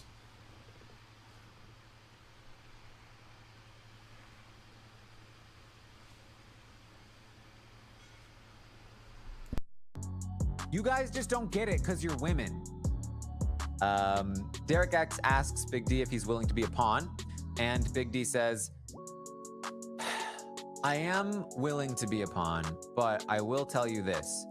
I don't think a guy pawn is smart. Only a girl pawn would be smart. That's just my 2 cents.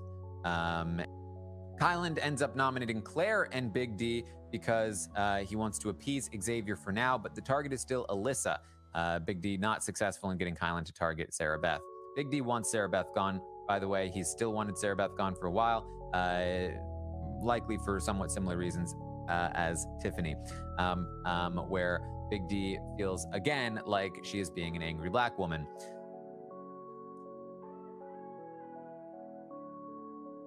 At this point, you see that pause? He knew that was some fuck shit. That was pause for dramatic effect. Wink, wink, wink. Just insert wink, wink during that awkward pause. Big D feels again like she is being an angry black woman.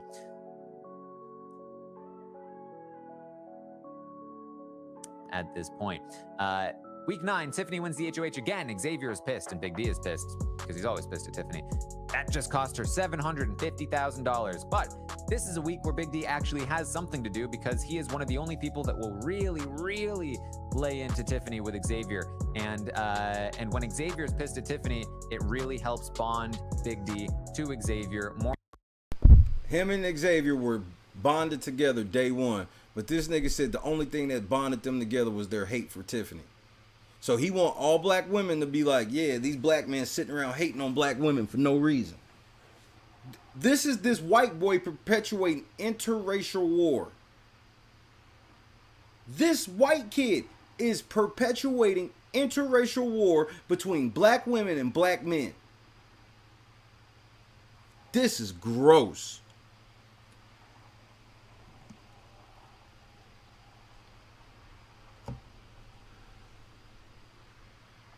We all know why they wanted all of them out. Stop playing. They got to live with that. Just like Jimmy Butler pulling up for 3.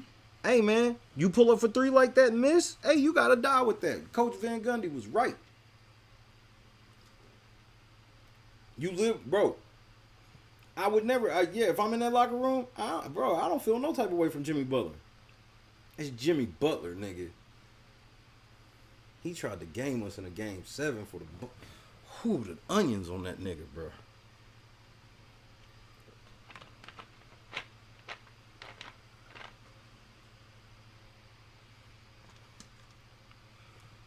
Oh, there was a reason though.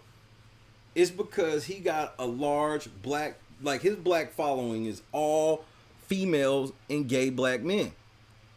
The regular black men that actually watch it, they literally just watch it to see what happened in the shows. They're not like agreeing to none of the commentary. And then once they find somewhere else to go, they gone.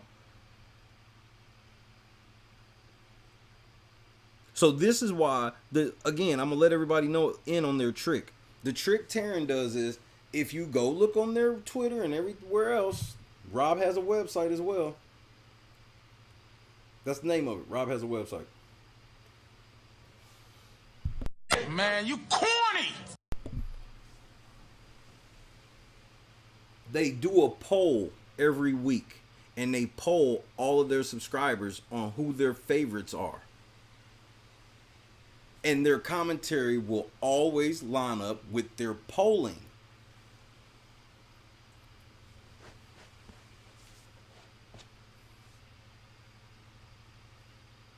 I learned y'all tricks like 3.5 seasons ago. I was like, y'all niggas think y'all slick.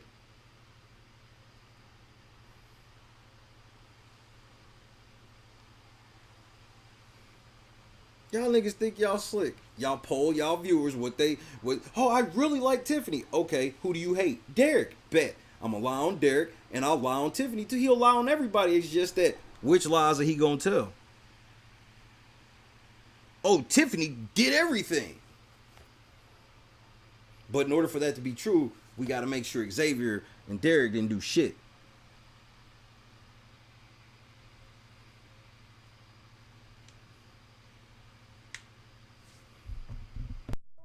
Look, I've never even heard of him. Nigga, I thought Rob and Taryn were the same nigga for like 2 years. They never affected anything I did. It's just that once I found out they be lying, I was like, oh shit, that changed. Because that's the type of person I am. So like when I'm out here grinding, I may see and know about these other Big Brother podcast shit, but I don't be watching them and shit I don't critique other people's shit and shit like that, because who the fuck am I? You gonna run your channel in your way to get your following. You know what I mean? I'm gonna run it my way to get mine. But they don't never want me to run my shit my way. I gotta run my shit to their limitations or whatever the fuck. So I don't sit around just watching other people's shit and whatnot. I don't be out recruiting none of that shit. I don't be out looking who's my next competition, who's coming up on my ass or nothing. I have no clue who's on my ass. Motherfucker could be on my ass and pass me. I don't know. I don't care. I'm doing certain shit a certain way, and this is why I'm co-host of Spaces, and y'all niggas is getting kicked out. Y'all niggas never thought y'all would have to be in a room with us that mattered, bro. And y'all was in there, and y'all knew it was like being in the chat. It's like how a lot of y'all watch our videos. Y'all had to be in there like y'all watch our videos, except we could actually see y'all in there. Because that's how they be in here when we say important shit. All of a sudden, the video shit will double, triple in viewership, but ain't nobody saying nothing but the same core people. Because they want to know what I gotta say. They just don't want you to know that they want to know. Bro, y'all shouldn't even be afraid. I don't want none of your listeners outside of the black ones. The black ones that would be in trouble. All them black women, they favorite YouTube channel say bitch more than anything. It's like, bro, this shit where y'all just be lying and say I call every woman a bitch is just that is one of the most outrageous lies y'all tell on me. He calls women bitches. That means something. When you say that means I call every woman a bitch. And I do not. I do. How do I have over 60% of my audience be women if this is how I conduct myself, you morons?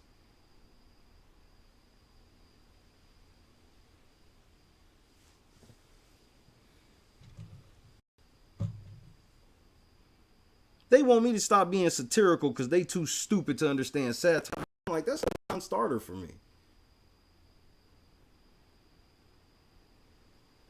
We need you to do it our way so that way you'll never pass us. I know.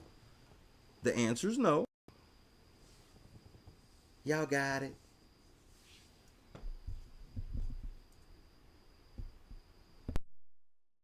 More so than Kyland. Previously, he had his crush on Kyland all season long, but now he finally has somebody who is willing to really go in on Tiffany with, and they really bond over their Tiffany hate. She is so selfish. Yes, this is what I've been saying all season long. Deborah, long before me and you have had conversations on this motherfucker, long before all of that, I've been saying exactly that, and they just don't believe me. Several women have said it in here. Several women through the years have repeatedly said, like, when he says that he's not talking to us. No, yes he is. But you know why? The ones that say yes he is, because I probably am. There was some girls that left over here that they didn't like me calling Tiffany out on her bullshit, and left and went and tried to help a white person destroy me. Yeah, how'd that turn out?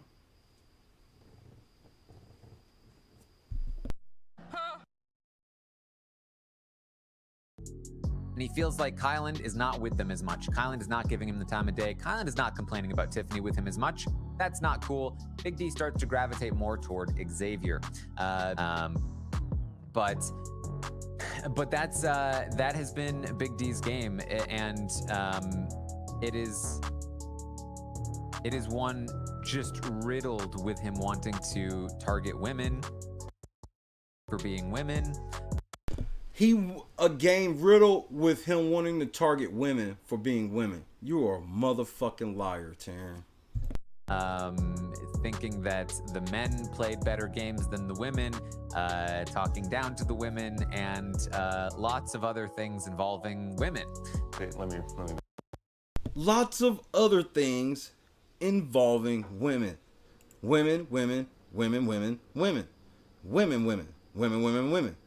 Women. He did shit to women for being women because he's a woman, wannabe. But since he can't be a woman, he hates women, and he wants to punish all women for being women in the game of Big Brother that should be called Big Sister because the women.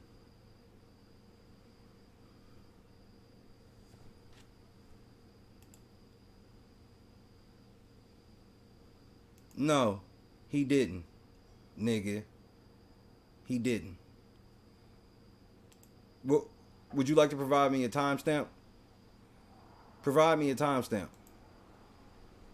Because I got a timestamp on the screen of what Derek Frazier was actually saying. I actually got a timestamp on the screen of what Derek and Xavier were actually saying. So you explain this to me and one all day. This is a bucket for me and the foul.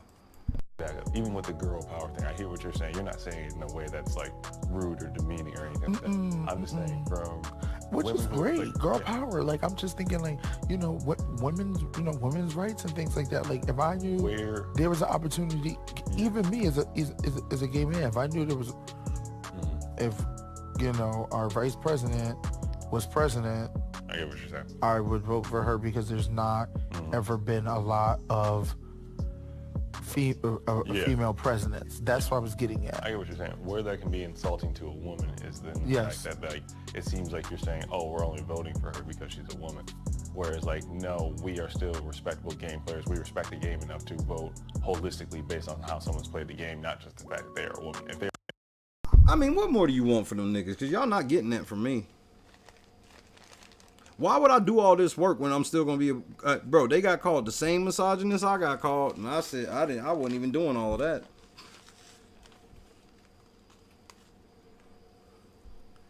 I'd have been told Xavier, man, if they don't know what I mean, man, fuck them. Like, you're not gonna sit here and try to make it seem like anything.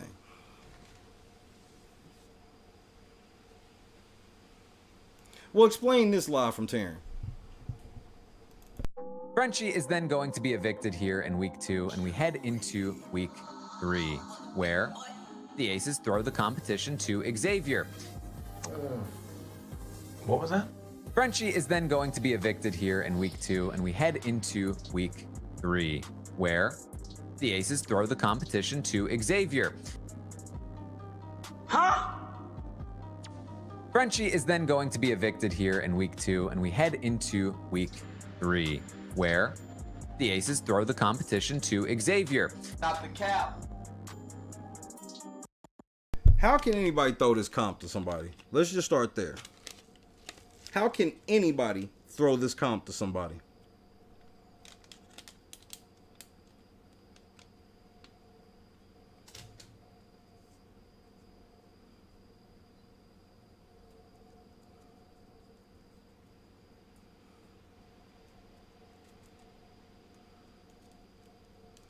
See, Taryn just be making shit up. He hoped that y'all don't be paying attention or remembering what actually happened. This is all we do over here, so yeah, we remember. We'll always know season 23 better than RHAP and every other season. Because while they're off doing Survivor and all these other shows, we're still doing Big Brother.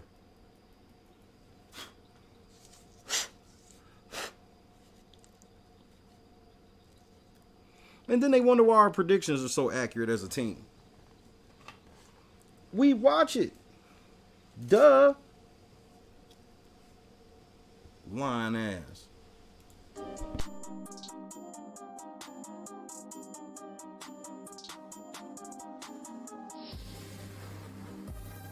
So you hear this shit? So I want you to understand that this person comes in here and goes, I'm wrong about everything after showing video. They have no video and they're pretty sure. I'm not pretty sure. I know what I'm talking about. Taryn lied just like he's lying. How the fuck were people thought? Sarah Beth wants to win. Alyssa wants to win. Can't nobody even see their answers any fucking way. That's crazy, bro. Y'all motherfuckers are wild. Look, man, I'm sorry that y'all found out y'all hero been lying to y'all, man, but that's not my fault. Y'all need to go talk to him about why he be lying. Don't be arguing with me. I said what I said, and I stand on it.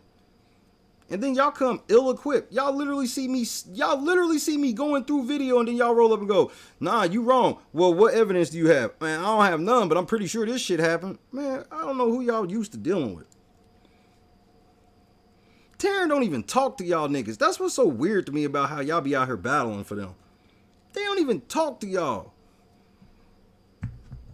I just watched this nigga do a black panel for Black Voices of Rap, and he wasn't even there. Video got less than 5,000 views over a year.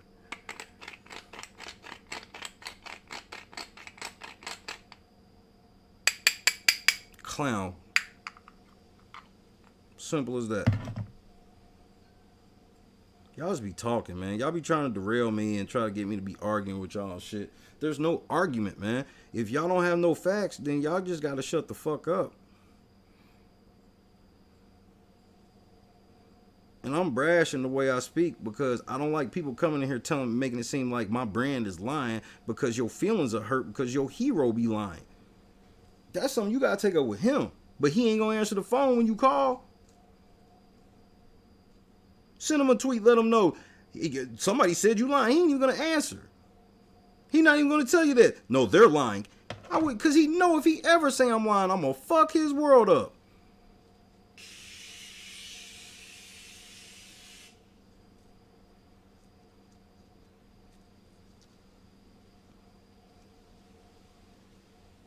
Nigga, again, Rob went from having a podcast to being the manager of a Wendy's.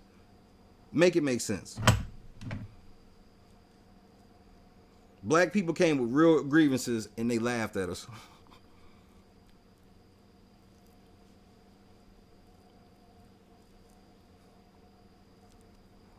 Y'all ill-equipped for this, bro.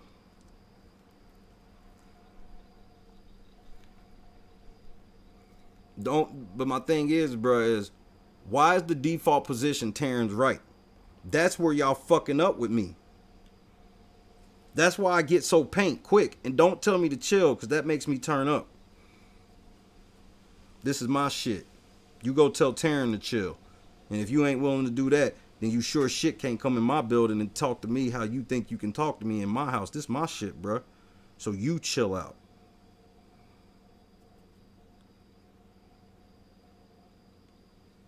But I'll tell you one thing.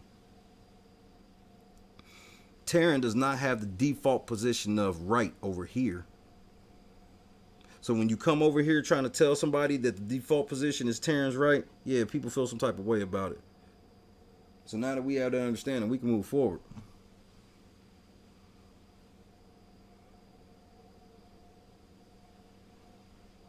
I got a short temper when it comes to lying on black men. My fuse is quick. This is one of those, if you don't really know what you're talking about, man, you gotta sit it out. That's no disrespect. That's no clown. That ain't no diss. That's real shit. See, because I gotta train y'all on how I do things. Like how y'all motherfuckers on Twitter, well, where are the receipts? Bitch, we move at our own pace. Y'all wasn't watching us, so don't try to rush us to do shit now. We do it when we feel like doing it, ho.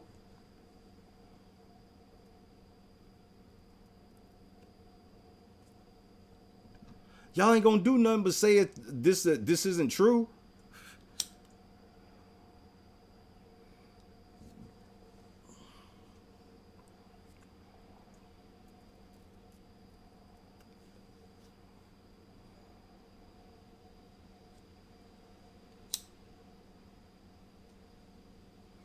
And this is how stupid Twitter people are. They think you can fit all of Taryn's lies and what you got on Twitter, 3 minutes?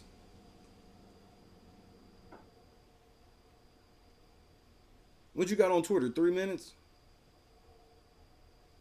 The fucked up thing is, a lot of y'all, man, a lot of people are waking up to find out that Taryn done led y'all astray.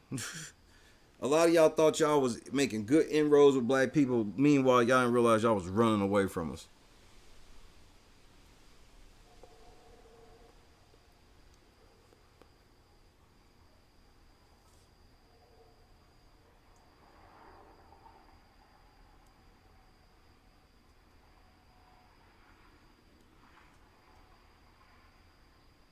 Why lie about the game at all in any way?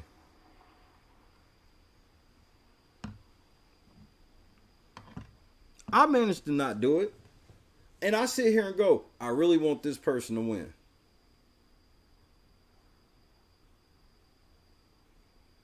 And then when they lose, I go, they fucked up because they did this. I don't go, oh man, these persons, it was their fault and this, and this, and they're selfish and anybody else that wins the game after this is a flop winner. And I call my wife, people call my wife a flop all the time, and she's never done a Twitter space. Fuck you. This is why your race relation skills are trash. This is why you've been fully exposed as the racist you are, Rob. You still won't talk to me.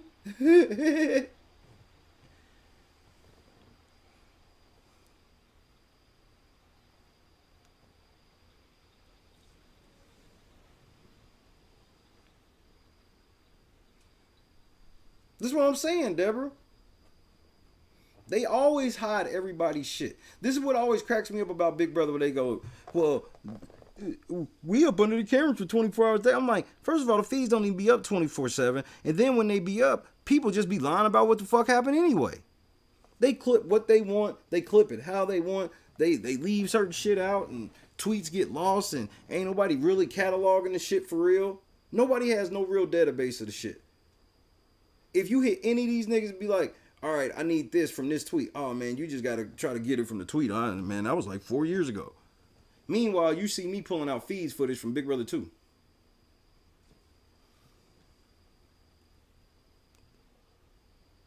And then you would think that they would just let us rock and stop disrespecting us, seeing as though their channel is bigger than this. But it's like, Big Brother is one of their biggest pillars after Survivor. They had the Big Brother shit on lock for the longest. They never had comp, and they lost. I promise you, it was whatever it was a record broken. They had consecutive months with the most views in the Big Brother community, and they lost the whole celebrity season to us. So understand, we already know how this goes. We see this every time. Every time our product gets better than certain people, they start acting goofy. They start acting out of character. They start doing shit they would never do. Rob would have never replied and said that shit to me a year ago, 2 years ago, 3 years ago, 4 years ago. He would have never done it. He has to now. Because he got to hear all his fans talk about how I was running shit. Normally, if there was ever a Big Brother space that big, who was running it, Misha?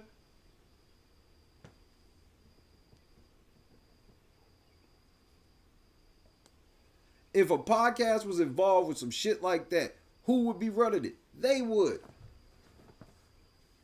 So for the first time ever, they did a Twitter space that wasn't jumping like our shit. We getting exclusives from motherfuckers and all this shit, and all the Big Brother community was talking about was us. Couldn't take that shit. Look at me, look at me, look at me. I don't do it for Twitter likes and follows. I'm going to get back and check to see who liked that motherfucker, and I'm going to block all of y'all. Y'all are out of the unlimited coverage.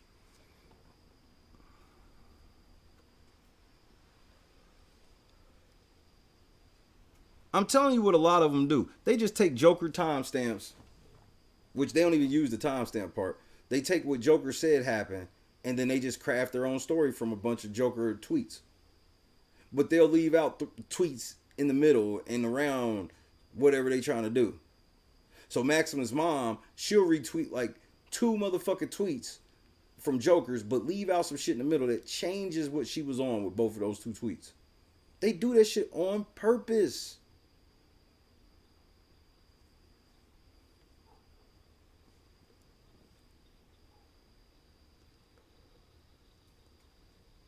No accident. None.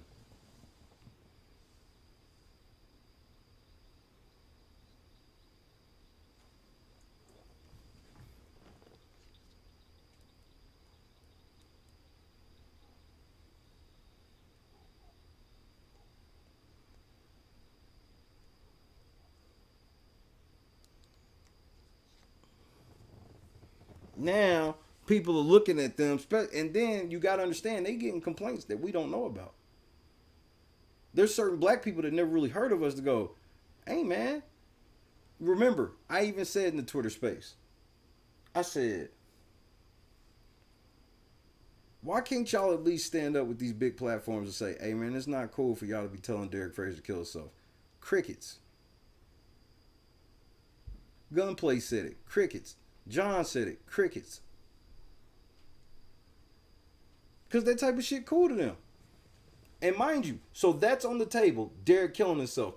So then the BB Team North nigga comes in and goes, well, don't you think you deserve the ridicule? Nigga, what?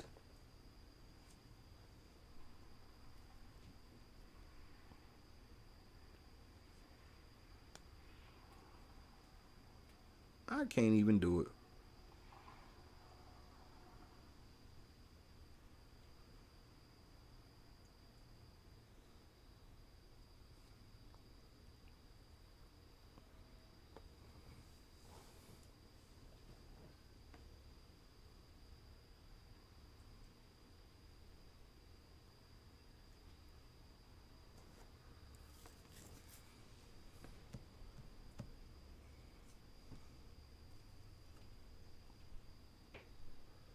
The pain is a coming.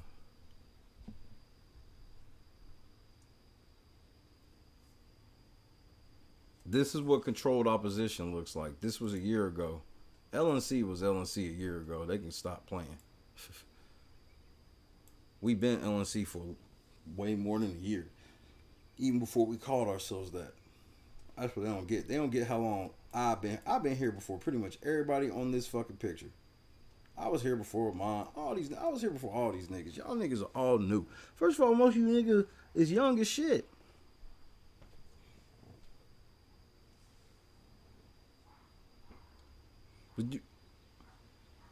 And then the nigga y'all left out because y'all thought y'all was gonna suppress end up surpassing all of the black people on here because none of them have podcasts bigger than rap in the Big Brother community at all.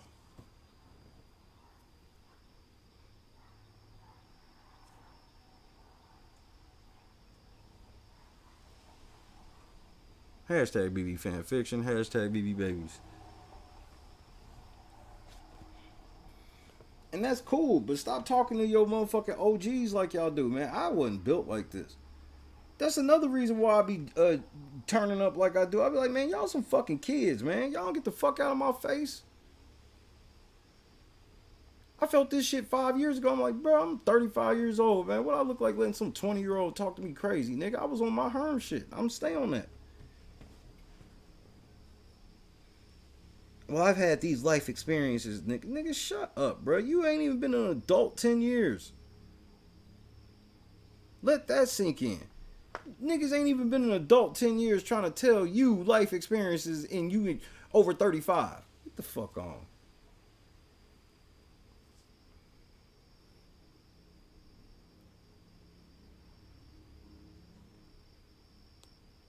Well, it's the woke ones.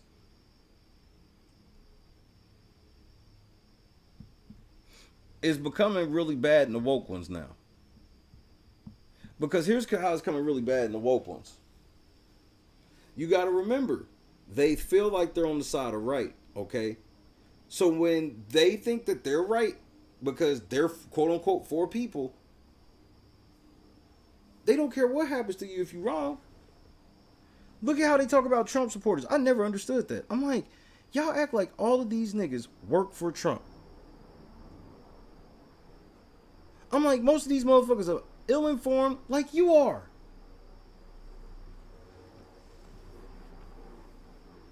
How could you ever vote for Trump when Biden's there? And then sane people are looking at y'all like, y'all all crazy.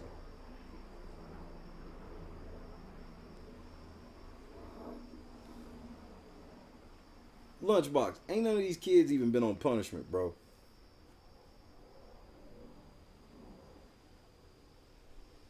You think any of these kids, first of all, they can't even tell kids you can't go outside for a week and that be a punishment. That's off rip. Secondly, they ain't taking no Xbox for a week.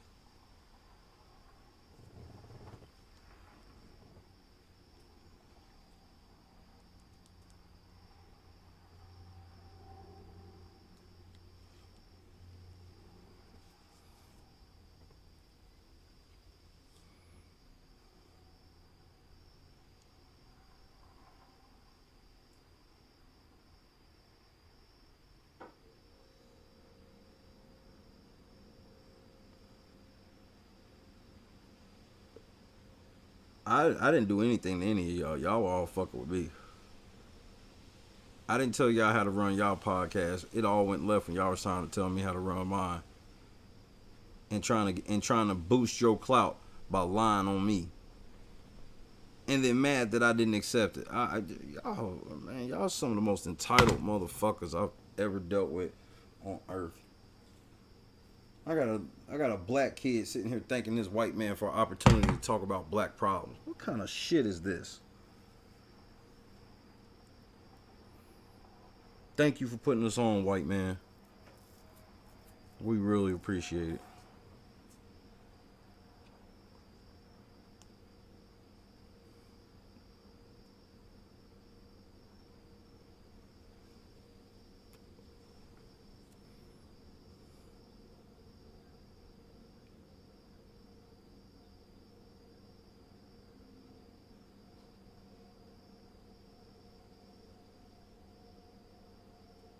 Of course. They always do when they don't have no answer.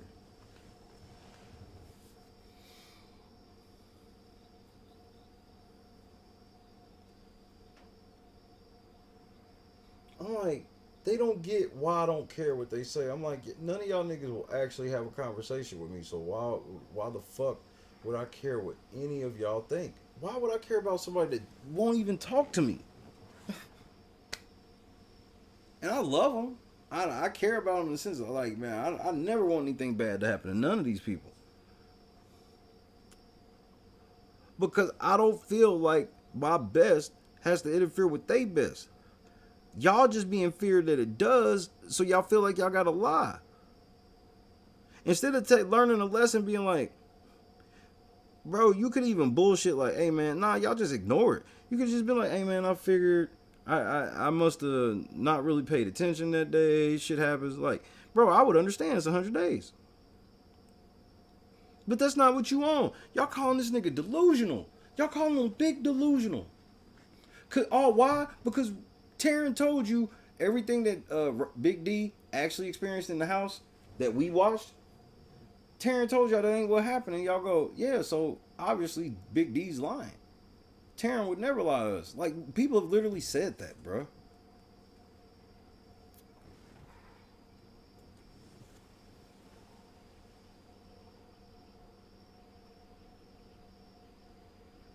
Then they all want to come over here disingenuously and act like they really watching what's going on. It's like, bro, you're not even listening to what Taryn's saying versus what actually happened.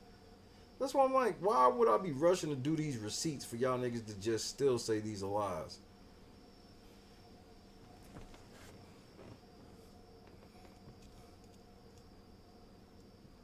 Well, I'm gonna tell you something, Rob. Let me help you out with your black fan base. Black people don't like when you call other black people liars. And when you do, and they find out you lying, there's no comeback from it. None. They gone.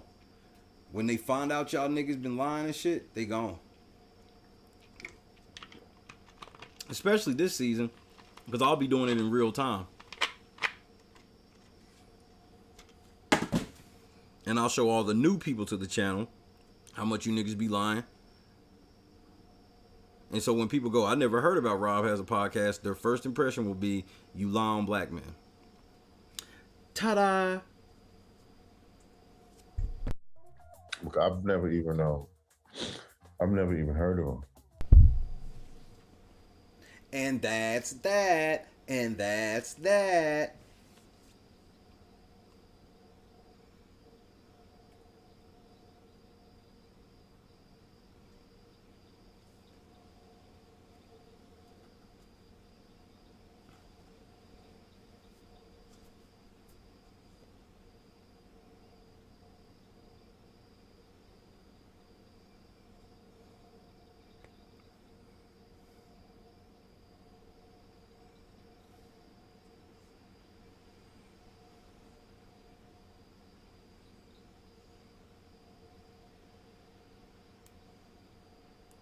They don't even get the formula was, I work every day.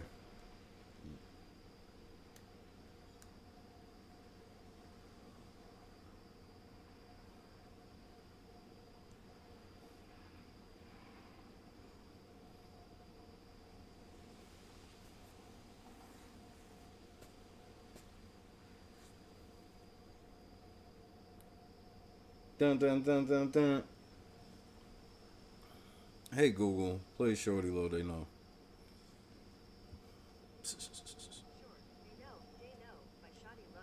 Here it is on YouTube Music.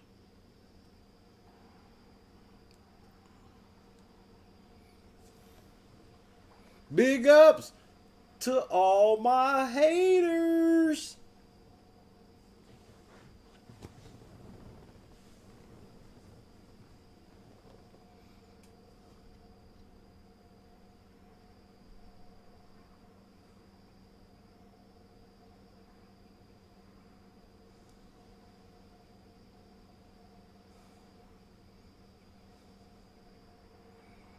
Well, I'm waiting.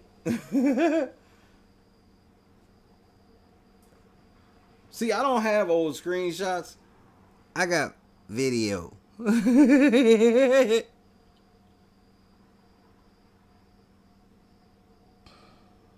Okay, I got another one for you.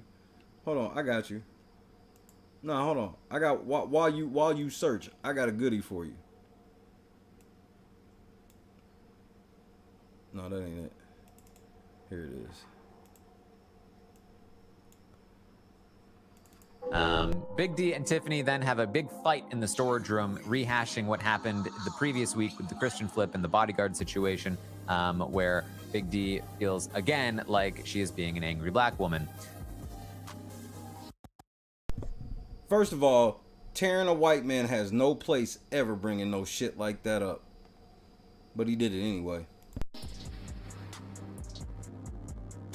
Who you are and how you feel about how you That's come not at how me. I feel about you. Tiff, that's what I'm telling you. I'm telling you that's not how I feel about you. And I'm apologizing if I made you feel that way. You don't gotta keep doing But I'm that. But I'm telling you, you can't tell me if I slap the fuck out of somebody and because they don't tell me that that was wrong, that I don't know that it was wrong, and I got it, and because they like it's okay, I'm like, oh, it was okay for them because they didn't say That's nothing. not, hold on. Put it, literally physical is a whole different. Okay, well, I used another example yesterday when we was playing a game, and I said that we was, okay, so that's. I wasn't there for this, so I don't know. So it don't matter. Wait, what you're telling me, I'm taking what you're saying and I'm acknowledging that no one was trying to make me feel like these people come for you.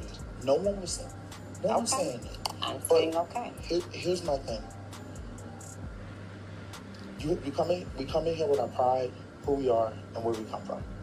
Like I said, I'm not here to fuck with you, put you down, point you out like this person and stuff like that. I only go off of, just like you go off of what I go off of, I only go off of what you give me. What I get is a loving mom, a strong mom, someone who went through some stuff, which is none of my business. How is this a big blow up in the storage room where he's treating her like an angry black woman? Can we just acknowledge that Taryn lied about that? How about we just start there? Let's just start there, N1. That doesn't take a screenshot. You saw Taryn just say they had a big blow up in the storage room and he was treating her like an angry black woman. Which, how does he even know what the fuck that even means? He out of pocket, bro. I'm sorry, man. I real life to death feel sorry for so many people that thought Taryn was telling y'all the truth this whole time. He wasn't. Like I said, we have never sat down and talked about our past life, and that's fine. That's your business and my business. Someone who's here to fight, someone here to have fun, someone who's also here to have a good old time and make memories. That's what I get. But I do also get someone who's strong, someone who doesn't mind speaking their mind. Also, sometimes don't know their tone. Me, for example, I know my tone.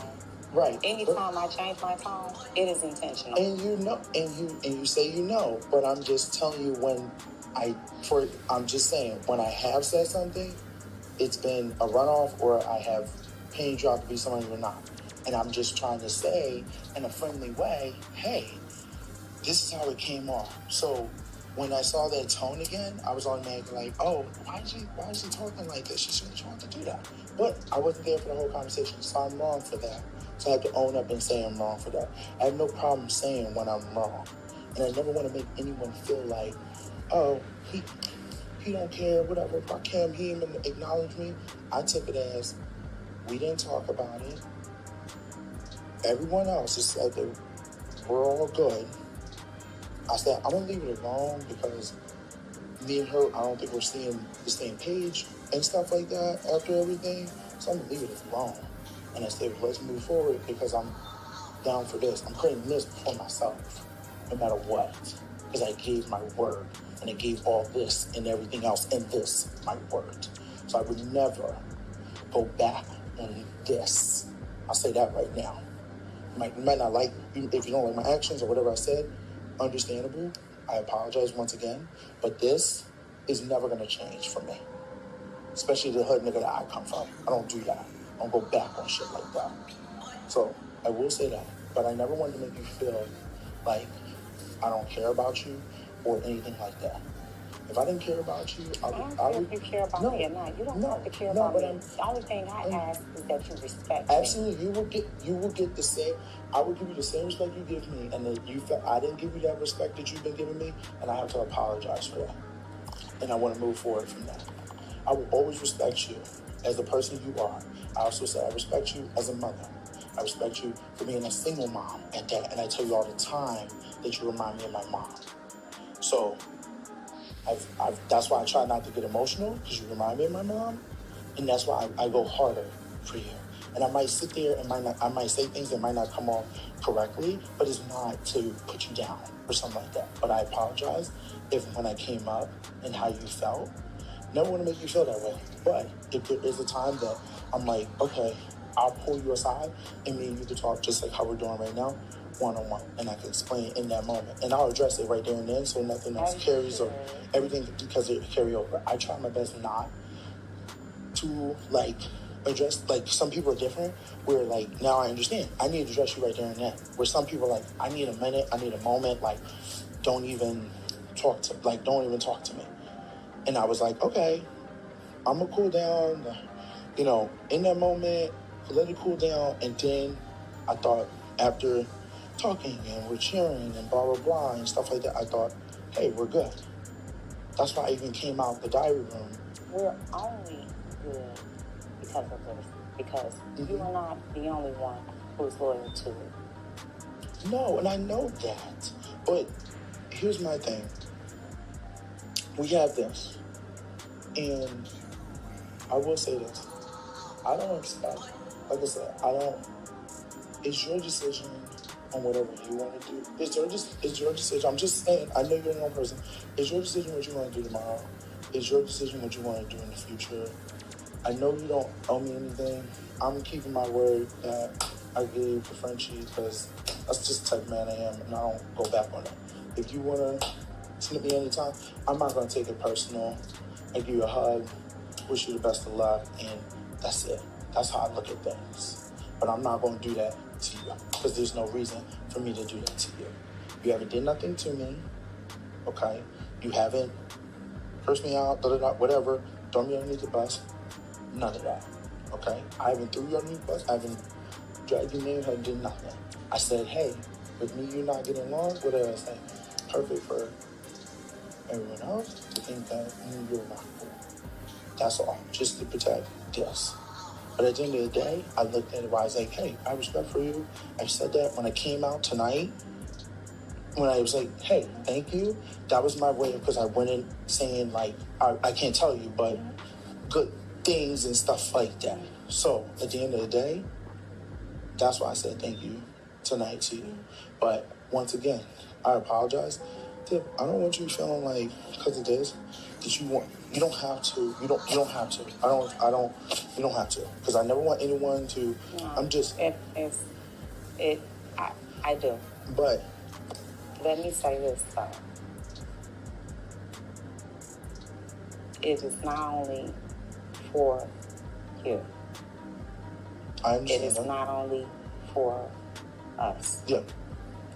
My loyalty is here, just like you, because we all could have done something different. Right. Don't take my loyalty for granted. I would never. And I hope maybe I can prove that in the future. My vote. Okay. And same here. And then if you want to, my door is always open. I haven't made any deals because I said I'll wait until we get here and see what everybody wants to do.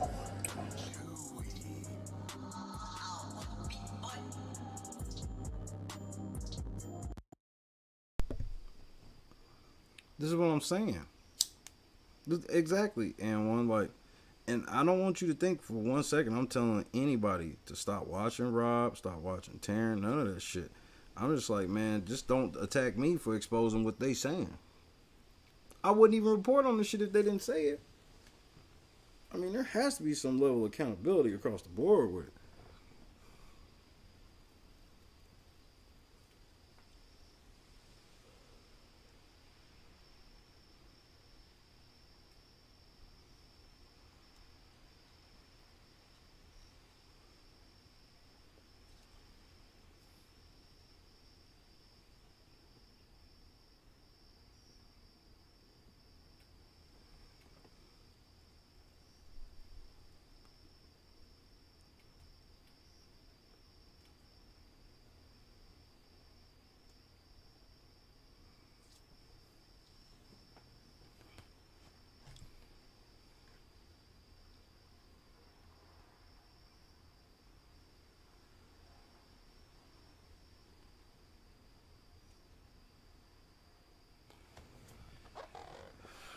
Bro, all you had to do was take what I was saying just a little serious, bro. But see, I'm not like these kids, man. You not gonna son me. Because I don't want nothing from you, dude. You don't have anything I want.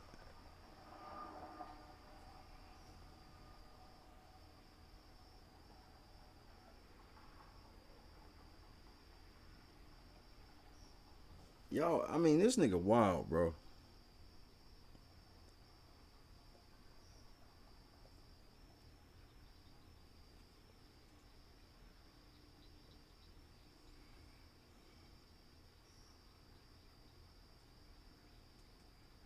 I'm stunned by all of this, honestly.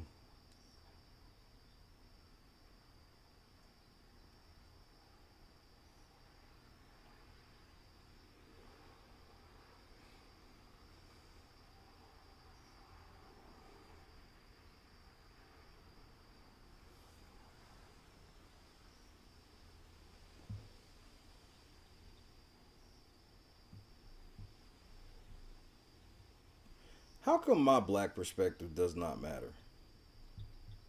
That's all I want to know.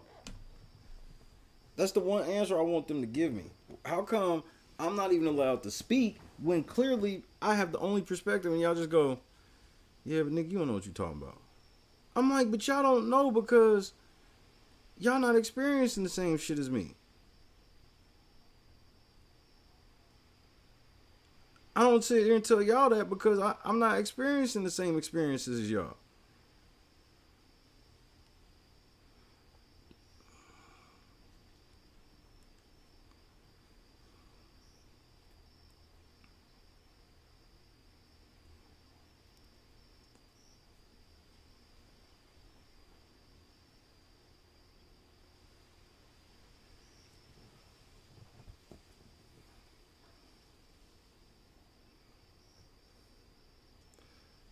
Funny thing is, it does matter.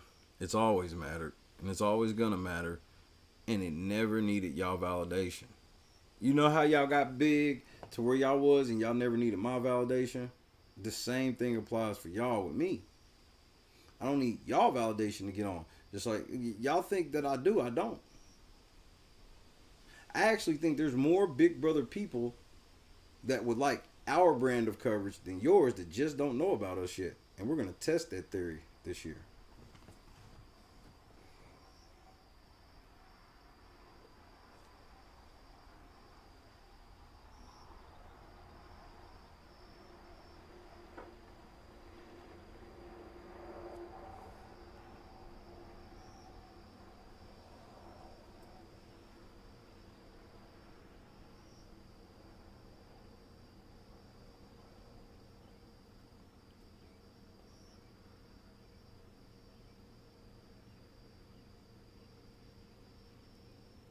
I'm right behind you, Wild G.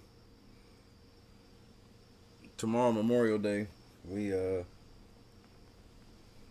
gonna get the retro in. Try to raise this last 150 for this portion. That'll put us down to 17 total.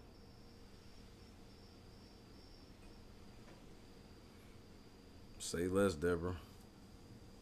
And I didn't build it, we built it. I wish I could say I built this shit. You know how amazing it would be to say that I built LNC by myself?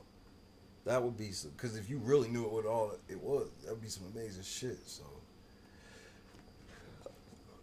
Bruh, I was just like Paul Newman on the front of the dressing, nigga. I did not make the dressing.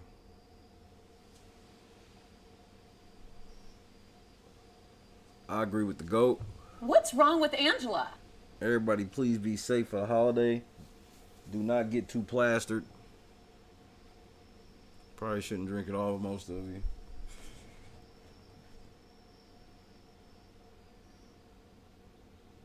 But if you do, know that you got to go to work on Tuesday.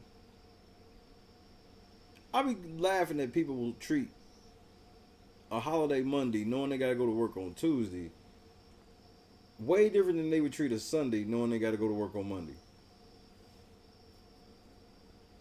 Niggas will go get up, work all day cooking and getting ready for the park and all this shit, then get drunk in the motherfucker, then talking about you gotta get up for work at 6:30. It's a short week, I'll be alright. Y'all niggas are crazy.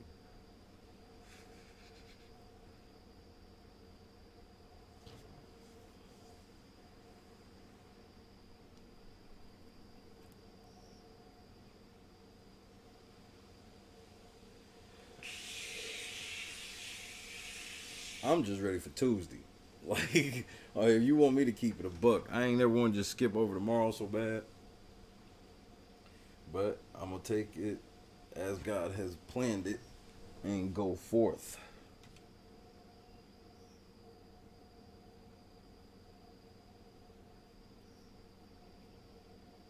Yeah, God is good when you can say that, Deborah. Real talk.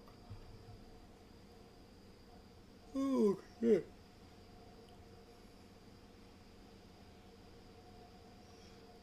I don't even normally be on. I would have just probably got on maybe like an hour ago, but I had fucked it up already where I'm like, I'm gonna just come, but then I didn't know that shit was gonna be that deep. Cause I was only looking at like, I only watched like the first 2 minutes of it. I was like, yeah, I'll touch this before we go what's a day, but jeez OP. But I'm off you for a little bit, bro. I just wanted to give you a taste of what's gonna happen the moment y'all start lying on niggas again.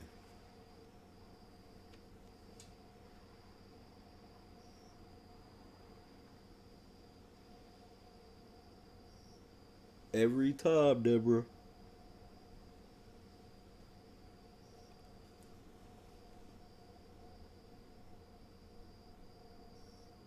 Every time.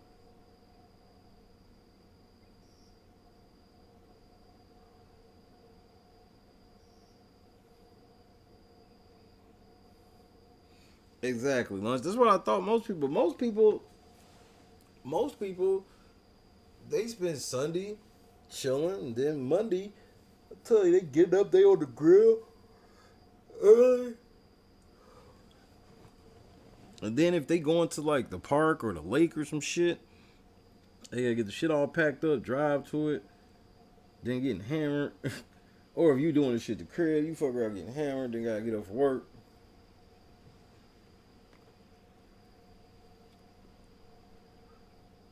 How you get so drunk you can't even remember Memorial Day? It's the whole purpose of the day. That seems like a day you're supposed to remember some shit. But I could be wrong.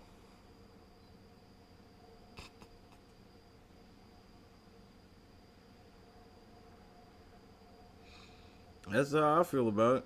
But my thing is, Lunch, is my want list has gotten so low. Because I just wait to see what he give me. Because a lot of times it be shit that I didn't know I want. Then I get it. I'm like, dang, I didn't even know I wanted this. But I'm glad I got it now. Because you gave it to me and it ended up being the shit.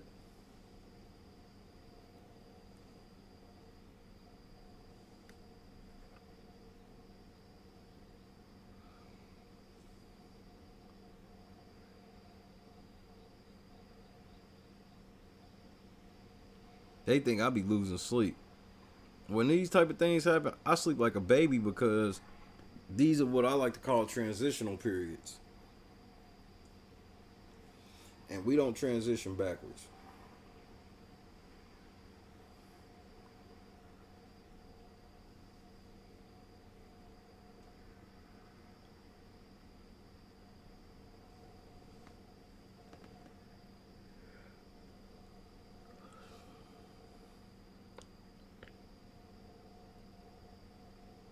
What's the weather going to be where y'all at tomorrow? That's going to dictate a lot for me.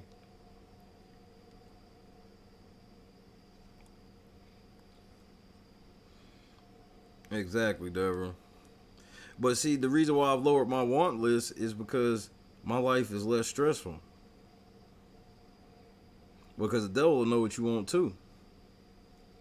And sometimes a dangle a portion of what you think you want, and or let you have all what you think you want, knowing it will fuck you up.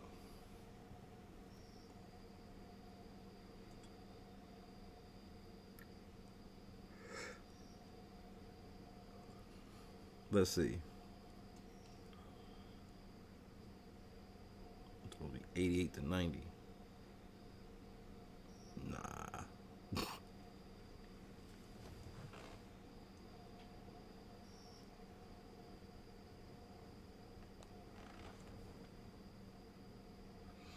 Because then the devil can't attack me because if I'm staying on my right route. Because a lot of times shit you want ain't even shit for your route. It just be something just off route.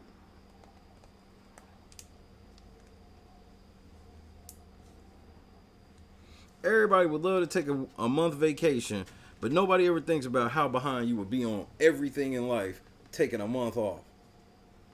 Just going somewhere else for a month. Nigga, trust me, I know.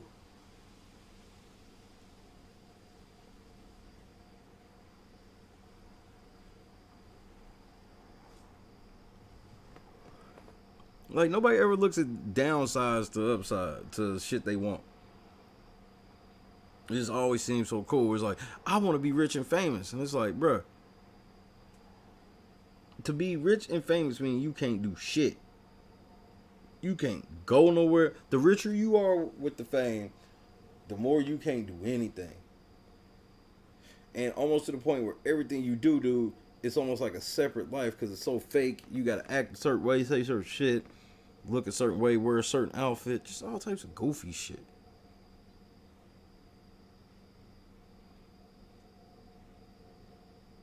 Rob would never dare go this long without a haircut. Like, I'm trying to get in the crib. Once I get in the crib, it's about to be pretty boy swag all summer.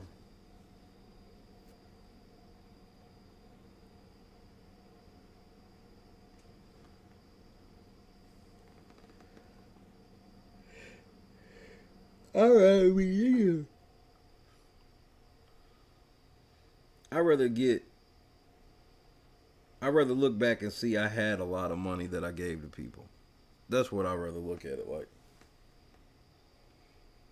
As long as I got everything I need, ain't worried about shit getting turned off, all this shit, everything can shake after that.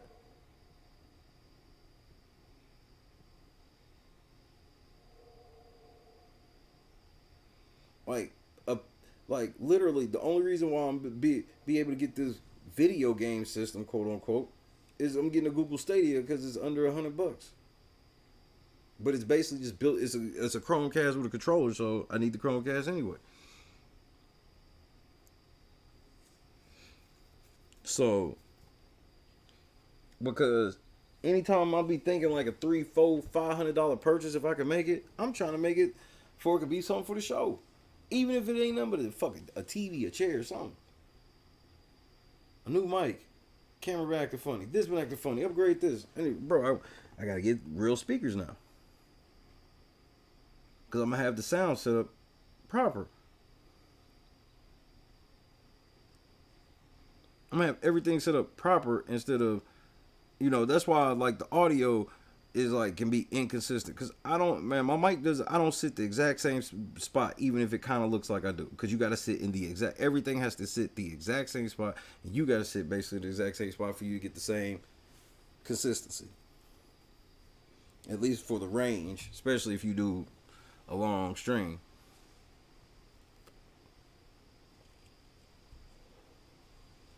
So it's so much shit I be having my eye on that they really think that this shit dictates how I move. It really don't. I just do all this yelling and screaming because it bothers them.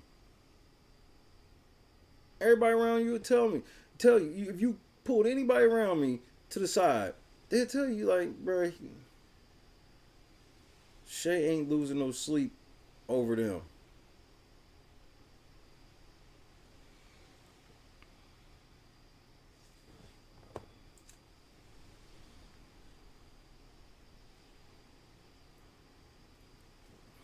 No, there's nothing wrong with things at all. I'm just not married to anything. And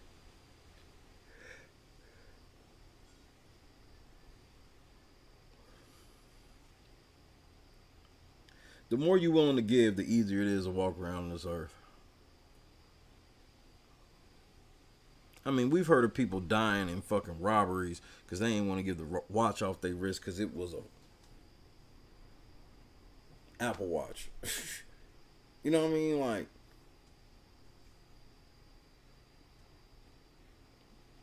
motherfuckers dying over Jordans and shit.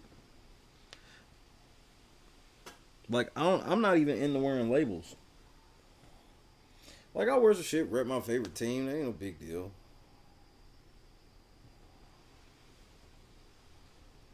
But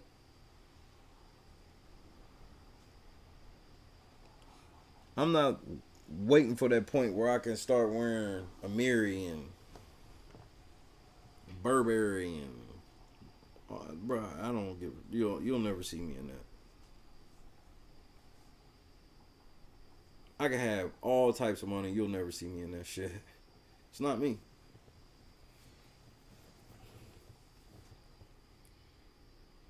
You more likely to see me blow money on streams doing shit than that. I'm more likely let's go do an experience on stream, because that's what it'd be different. Because we've done a bunch of super experiences with under $50. We've done a ton free. So I couldn't see just sitting on a bunch of money and not even doing that, because even then, if I do it right, that money coming right back. So, I mean, it's just like Mr. Beast. Like, Mr. Beast still do fine after he give all that shit away, which even at this point, who knows how much of it he has to give away himself now.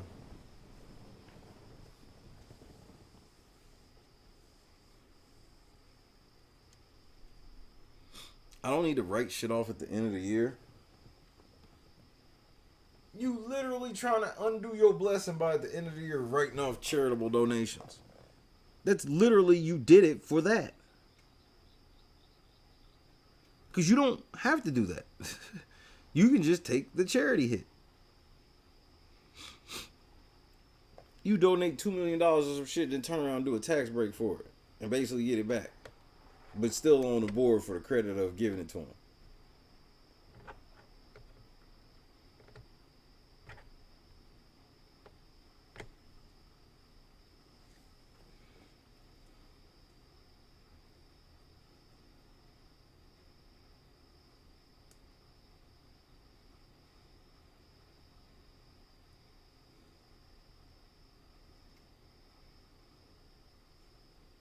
I guess I just think different.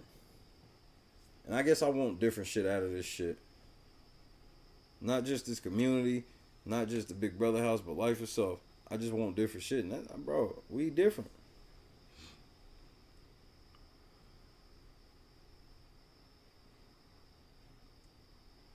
God told me I ain't gotta chase none of this shit here. I'll be alright.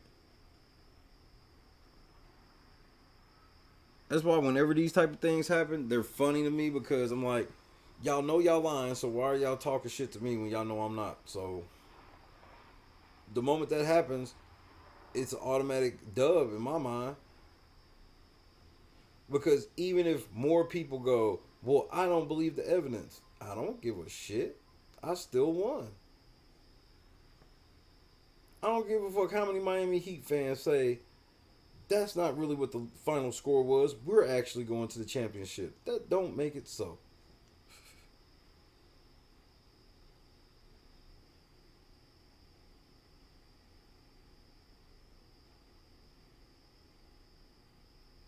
All of us here are different.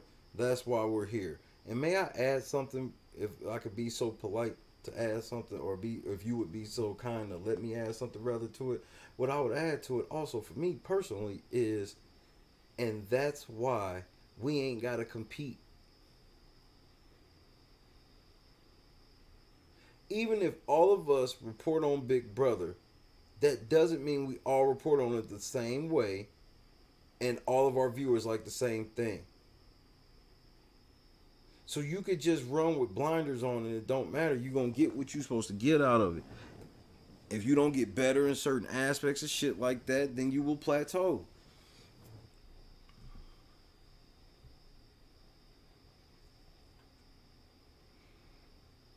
So that's why I always make it a point to be like, I don't want nothing from them, because that's what most people are on. The people with me, it was like they only wanted to tear me down to uplift themselves, and it's like that's how a lot of these people in this game work. And a lot of reason why they work that way is because they feel that that's just league standard. You wouldn't believe how much honesty and dishonesty in this community is just considered league standard. We're not talking about the white lie like, do I look fat in this? Of course not. We're not talking about that. We're talking about just outright just like. And then you get people that go, I never even knew Terrence said this, or I never even knew this was actually said on the feeds. And I'm like, that's what makes Terrence them. So that feeling that you got from knowing that's what makes me irate at them, is because they are maliciously doing that on purpose.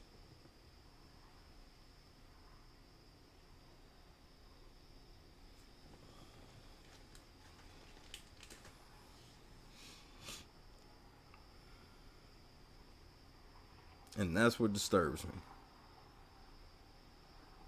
They'll never talk to me. They'll never put me on the Black Voices of Rap to hear my perspective or anything. And they'll tell you it's because they know what I will do or say. Even though you go look at any time I've talked to anybody on these podcasts, out of 1 million on my channel, I've had 0. I repeat, 0 problems in an interview.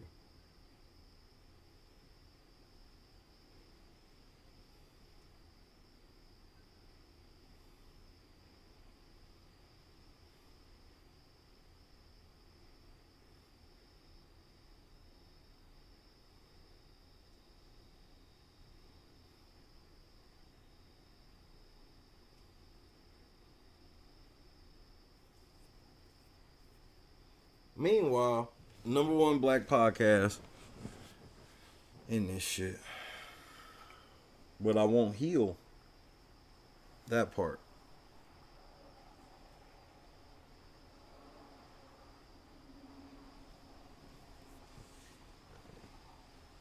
Let's go one more and go to bed.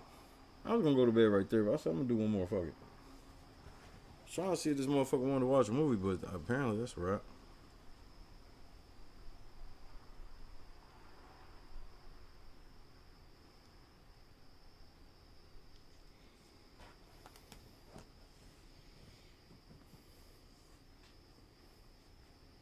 Angela, what if I made you proud this summer?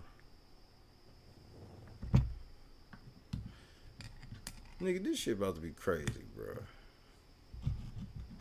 Girl, we about to make history. And this it has nothing to do with them. I'm talking to you about us. Cause you don't even know. You don't even know. You don't even know.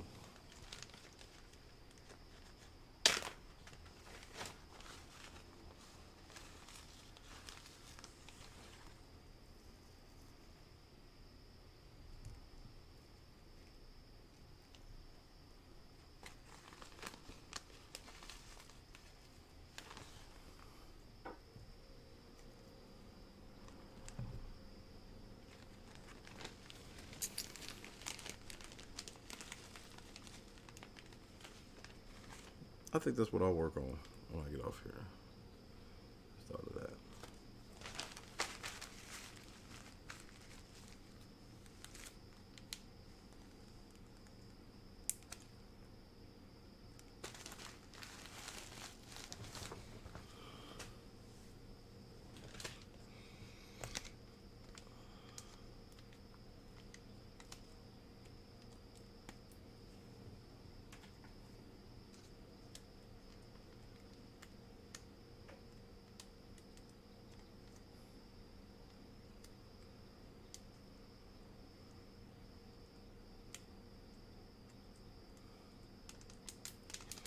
I'm proud more than anything. I stirred up the hornet's nest, and I want every other podcast, even the ones that don't like me, I want y'all to listen to me. Y'all see they can't do nothing to me. They can't do nothing to you either. Y'all don't need them.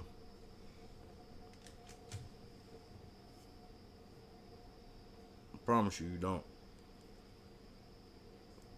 We don't.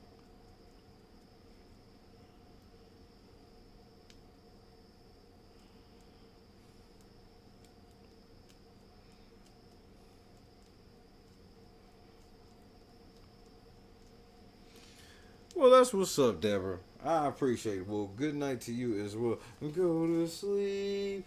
Go to sleep. Women do not need ballads before they go to sleep. That is misogynist to think that women need sleeping aids, especially from a man.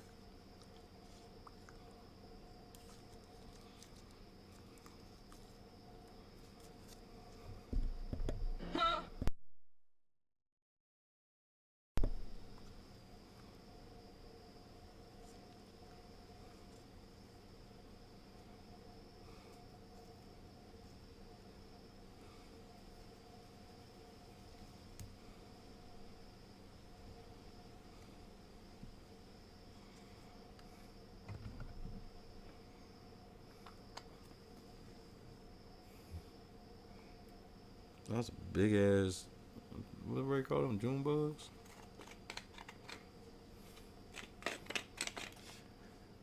Tomorrow we gonna finish Keisha's birthday. And we got some hits. I think Labor Day will be perfect. Or Labor Day. Labor Day is in August. Memorial Day, I apologize. No disrespect. For those that will be chilling on Memorial Day, it will be a perfect session. Well, I'm honored to hear that. That's crazy to know that anybody ever does. Because that always blows my mind when somebody like, man, I fell asleep. I'm like, that's crazy. Not like, why the fuck is a motherfucker fall asleep? It's just like, that's an honor if you can't see it. And I ain't about to explain it to you, bitch. Chick rocks, ho. Kick rocks, ho. Kick rocks, ho. Cul-de-sac wars coming soon, Angela. Coming motherfucking soon. I'm talking like this week. Because today is the 30th. They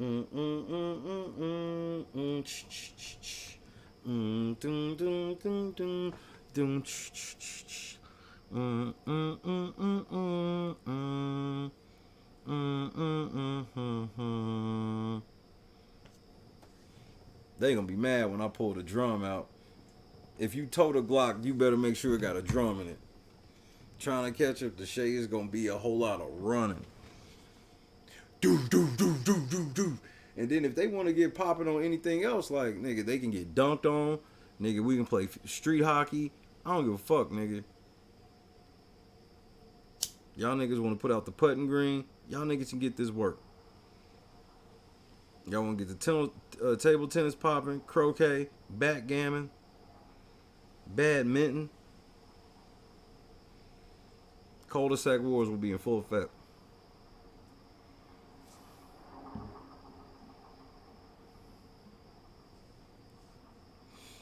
I think I'm gonna go introduce myself to all the neighbors with the Mac 11, but I'm gonna have it on the strap though, so it doesn't. So it's clearly non-threatening.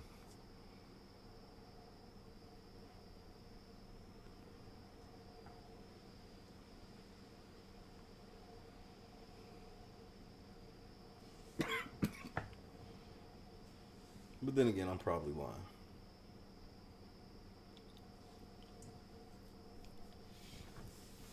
This is the craziest week ever.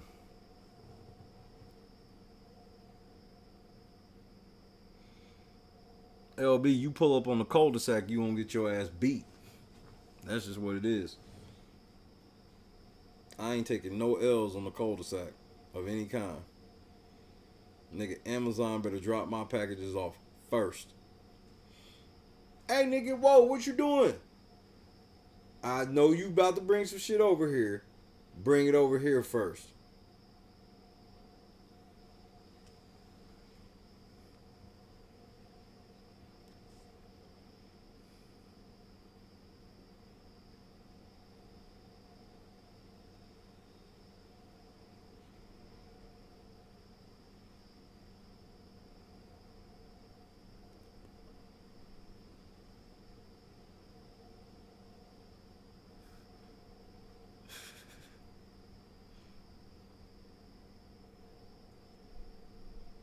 Huh.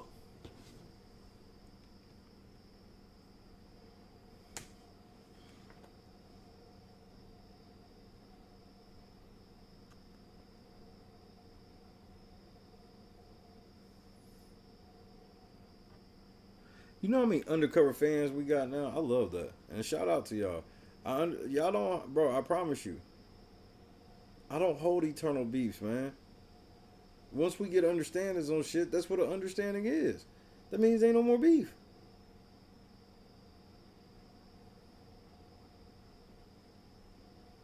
Yeah, I pressed N1 a little bit.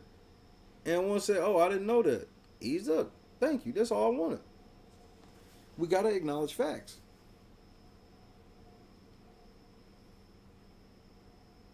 Shit, Deborah already asleep. She pulling a 4-time right now.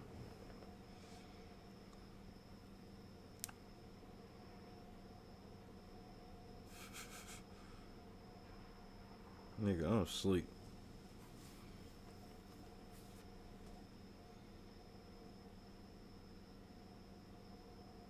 Right, Angela. Back up. Put the motherfucking shit down. Good night.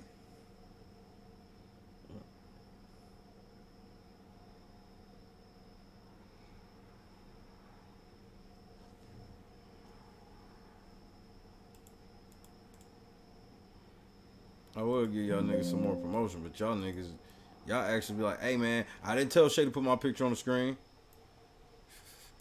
Please don't be mad at me, white people. I don't fuck with the late night crew like that.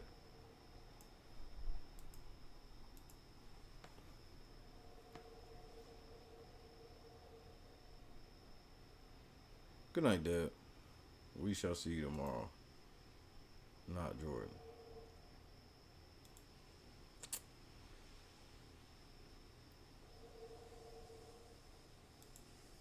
I'm so happy.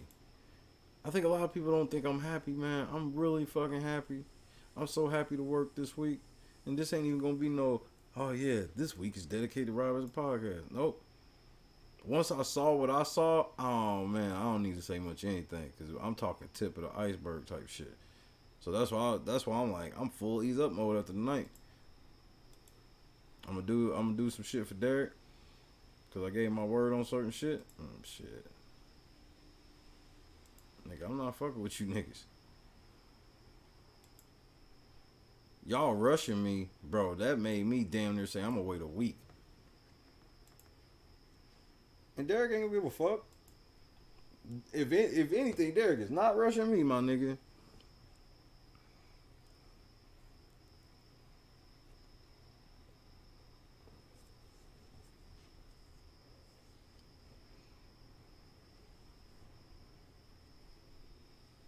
I mean, Sharon sat there the whole conversation. I'm sure she probably was talking to Rob now. Why didn't any of y'all go, hey man, why don't y'all just go neutralize this situation so we can get past it? Nope. Y'all all out here fighting for him. But that's cool. I'm done fighting.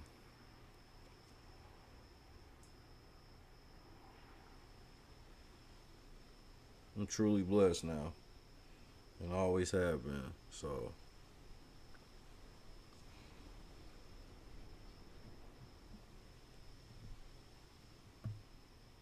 whatever you can take from me, that was a great that meant it was a great thing for me. And they have no idea about that level of brain thinking. Where if your adversary takes something from you, that's a level of knowing that either you didn't have your guard up properly or it wasn't even something you were supposed to have anyway.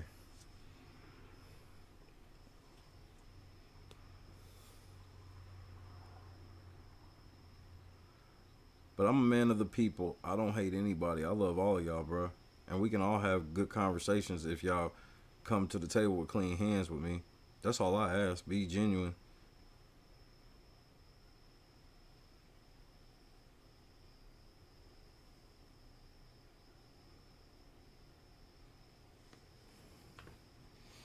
Maybe I'll put up the space at some point. I'm gonna make y'all feel the burn. Y'all niggas don't want to give us our props, then y'all niggas, then we'll move how we move. It don't matter anyway, right?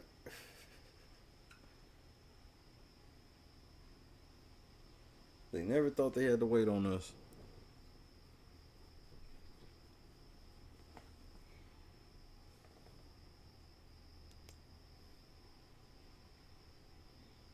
Who's still with your boy?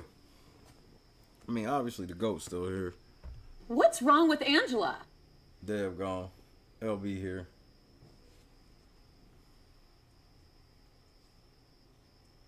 Because we less than 10 minutes from a shut her down.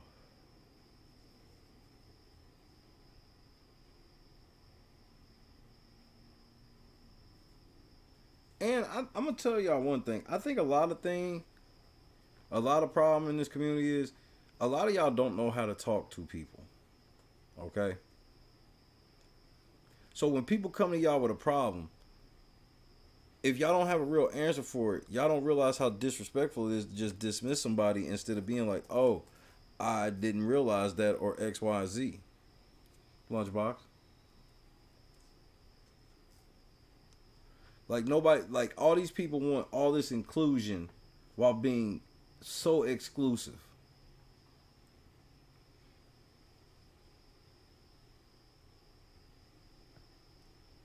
Like Rob would definitely fuck with me with the type of following I had if I wasn't bad for his brand. But I'm like, what does that mean? Nobody, y'all just weird, man. And that's why this is gonna be painful for y'all. And then y'all gonna be looking at me like I'm the petty one. Bro, I don't do the whole y'all fuck me over for years. Then when I get in a certain position, I owe y'all. No. Y'all niggas ain't never had control of shit over here. I've been telling y'all that for how long?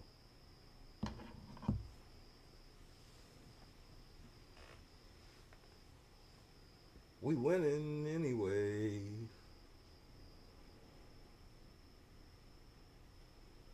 Y'all better eat some good food. We'll see what I do.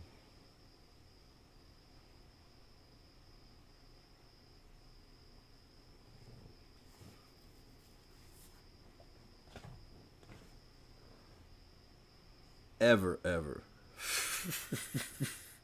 Shout out to Petty Pat. I'm gonna edit his video down into a watchable video. Cause it really ain't that hard. Cause I promise you, it's probably like a 66. Like really, at the end of all of it, it's probably like 3 minutes of shit he could really cut out. I could really squeeze it. I'm not gonna squeeze this shit all the way down to like application.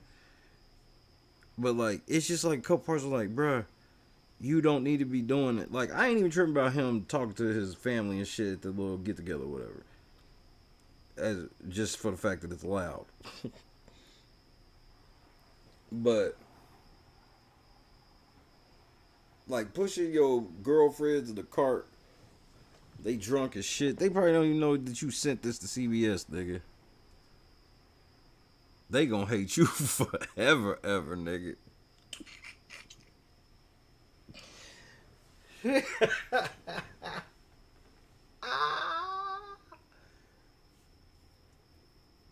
Still picking up his check. Nah, you damn near gotta leave that in, especially when they didn't know that motherfucker.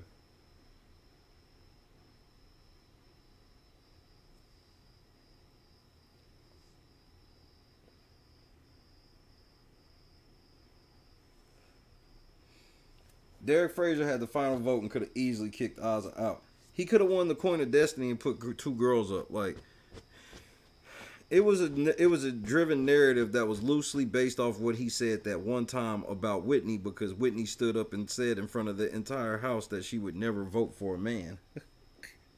And then they shame men for going, well, you're a weak man if you want to get out a woman that would never vote for you. Them shaming tactics don't work. At least for me. I'm just like,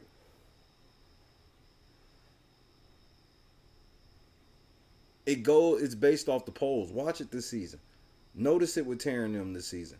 I want you to watch the polls. Watch how their polls shake and watch how the coverage shake. Because trust me, That's when I have some of my most fun, when I'm on the opposite side of the popular shit in the chat. There's several motherfuckers I've had to stand on by myself.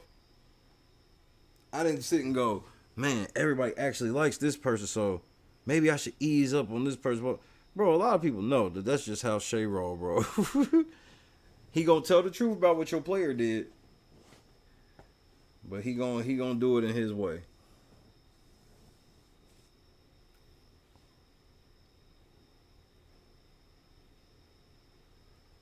The jokes help cut the monotony of hours and hours of feed where ain't shit jumping.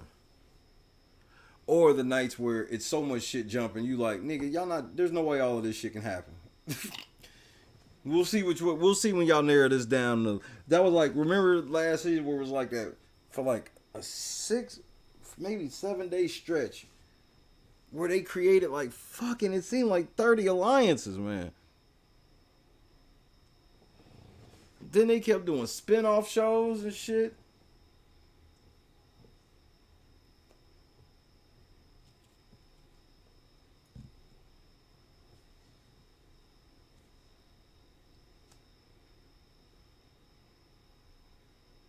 We gonna be the royal flush now. Spin-off shows. But I'm gonna get the hell down the road. I'm gonna go get me some much deserved rest. I'm gonna read the Bible for a second. And then we'll see where the wind takes me. But I'm gonna let y'all have it. Lunchbox rule is in effect. Hey, Rob.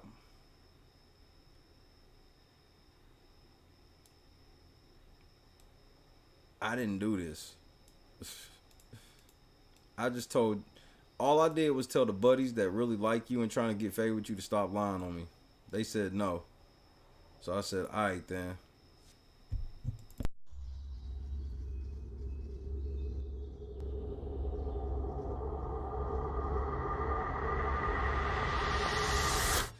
Yo, what's going on, boys? How are you? Yo, dab me up. Hey, all right, damn. What part of the city are you from? Yo, What's up? there, brother. Hey, Yeah. What's up? Yeah. You guys ready for this? Take this. Oh, all right, sick. Why don't you guys come inside? Don't ski. These are the guys. I'm Octavius Gray. And I'm Steve.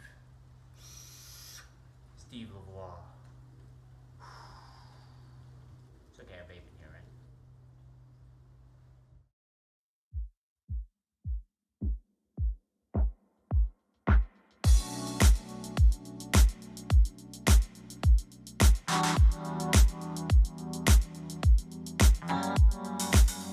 Set the mood right. Pick you up, baby, I'm looking so fly. Sunset rooftop, yeah, that's nice, right? Hop in the G-Class, I know you need that. Heart racing fast like the speed of light. Is this attraction, or is it the moonlight? You want satisfaction, but only for one night. This could be real love, but you've been broken, and I just want you to see what I can be for you. What I can be for you. What I can be for you. What I can be for you. What I can be for you. You've got me wrapped up in your love. Finding you is like a treasure, making my heart feel this way, yeah, yeah. And I'll treat you so damn special. What you did, who you were with, I don't care about those days. When I'm with you, I won't complain. Share your success and heartbreaks. Yeah, you know I stay by your side. Never leave you dissatisfied. But I need you to let me know. Is this attraction, or is it the moonlight? You want satisfaction, but only for one night. This could be real love,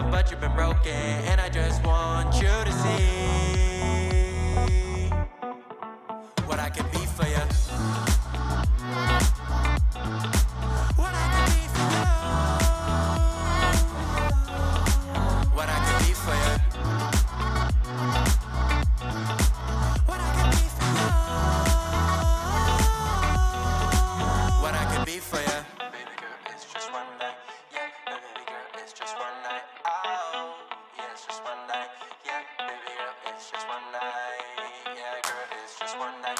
Yeah, baby girl, it's just one night. Oh, yeah, it's just one night. Yeah, baby girl, it's just one night.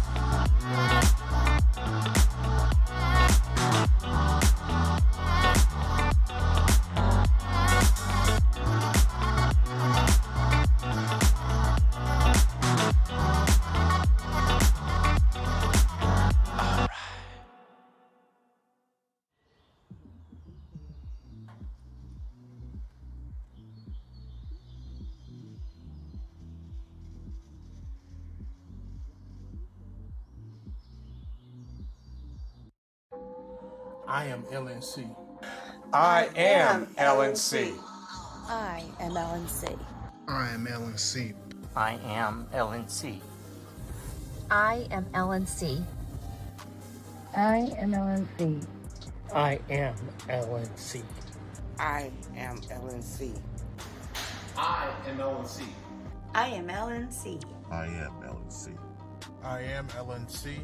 I am LNC. I am LNC. We are LNC. Put Shay in the house. Put Shay in the house. Put Shay in the house. Put Shay in the house. Put Shay in the house. Put Shay in the house. Put Shay in the house.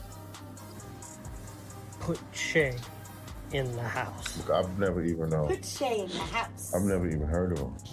Put Shay in the house. Put Shay in the house. Look, I've Put never Shay in the even, house. I've never even heard of And he him. could fucking bite me. What was that? And get Shay in that house. Put Shay in the house. Put Not the Shay cap. in the house. Put Daddy in the house. What's wrong with Angela? You heard him. Well, I was at a family barbecue. What the fuck did I do? Not the cap. From the streets, did she emerge into the streets? I've never She even will heard return. She belongs to I've the never even streets. heard of him. Church out. Not slick. I gotta go. You got it, I don't want Jess. to hurt myself. You gotta pee? It's all right. No, You got it, Jess. You gotta go, girl. Let go. I don't even want to fall. Turn to the side. You're okay. Just You're good. land right on that booty, girl. Just put your legs out Turn and to the pull on side. your booty. Jess, you're amazing. You got it. You got it. You got it. Turn to the side. Just let go and turn. Like you're laying in bed. Yep. Like you're jumping onto your bed on your side. Just let go. Turn to the side. Shut your eyes. You got it, my love. Just turn to the side. You're okay, baby.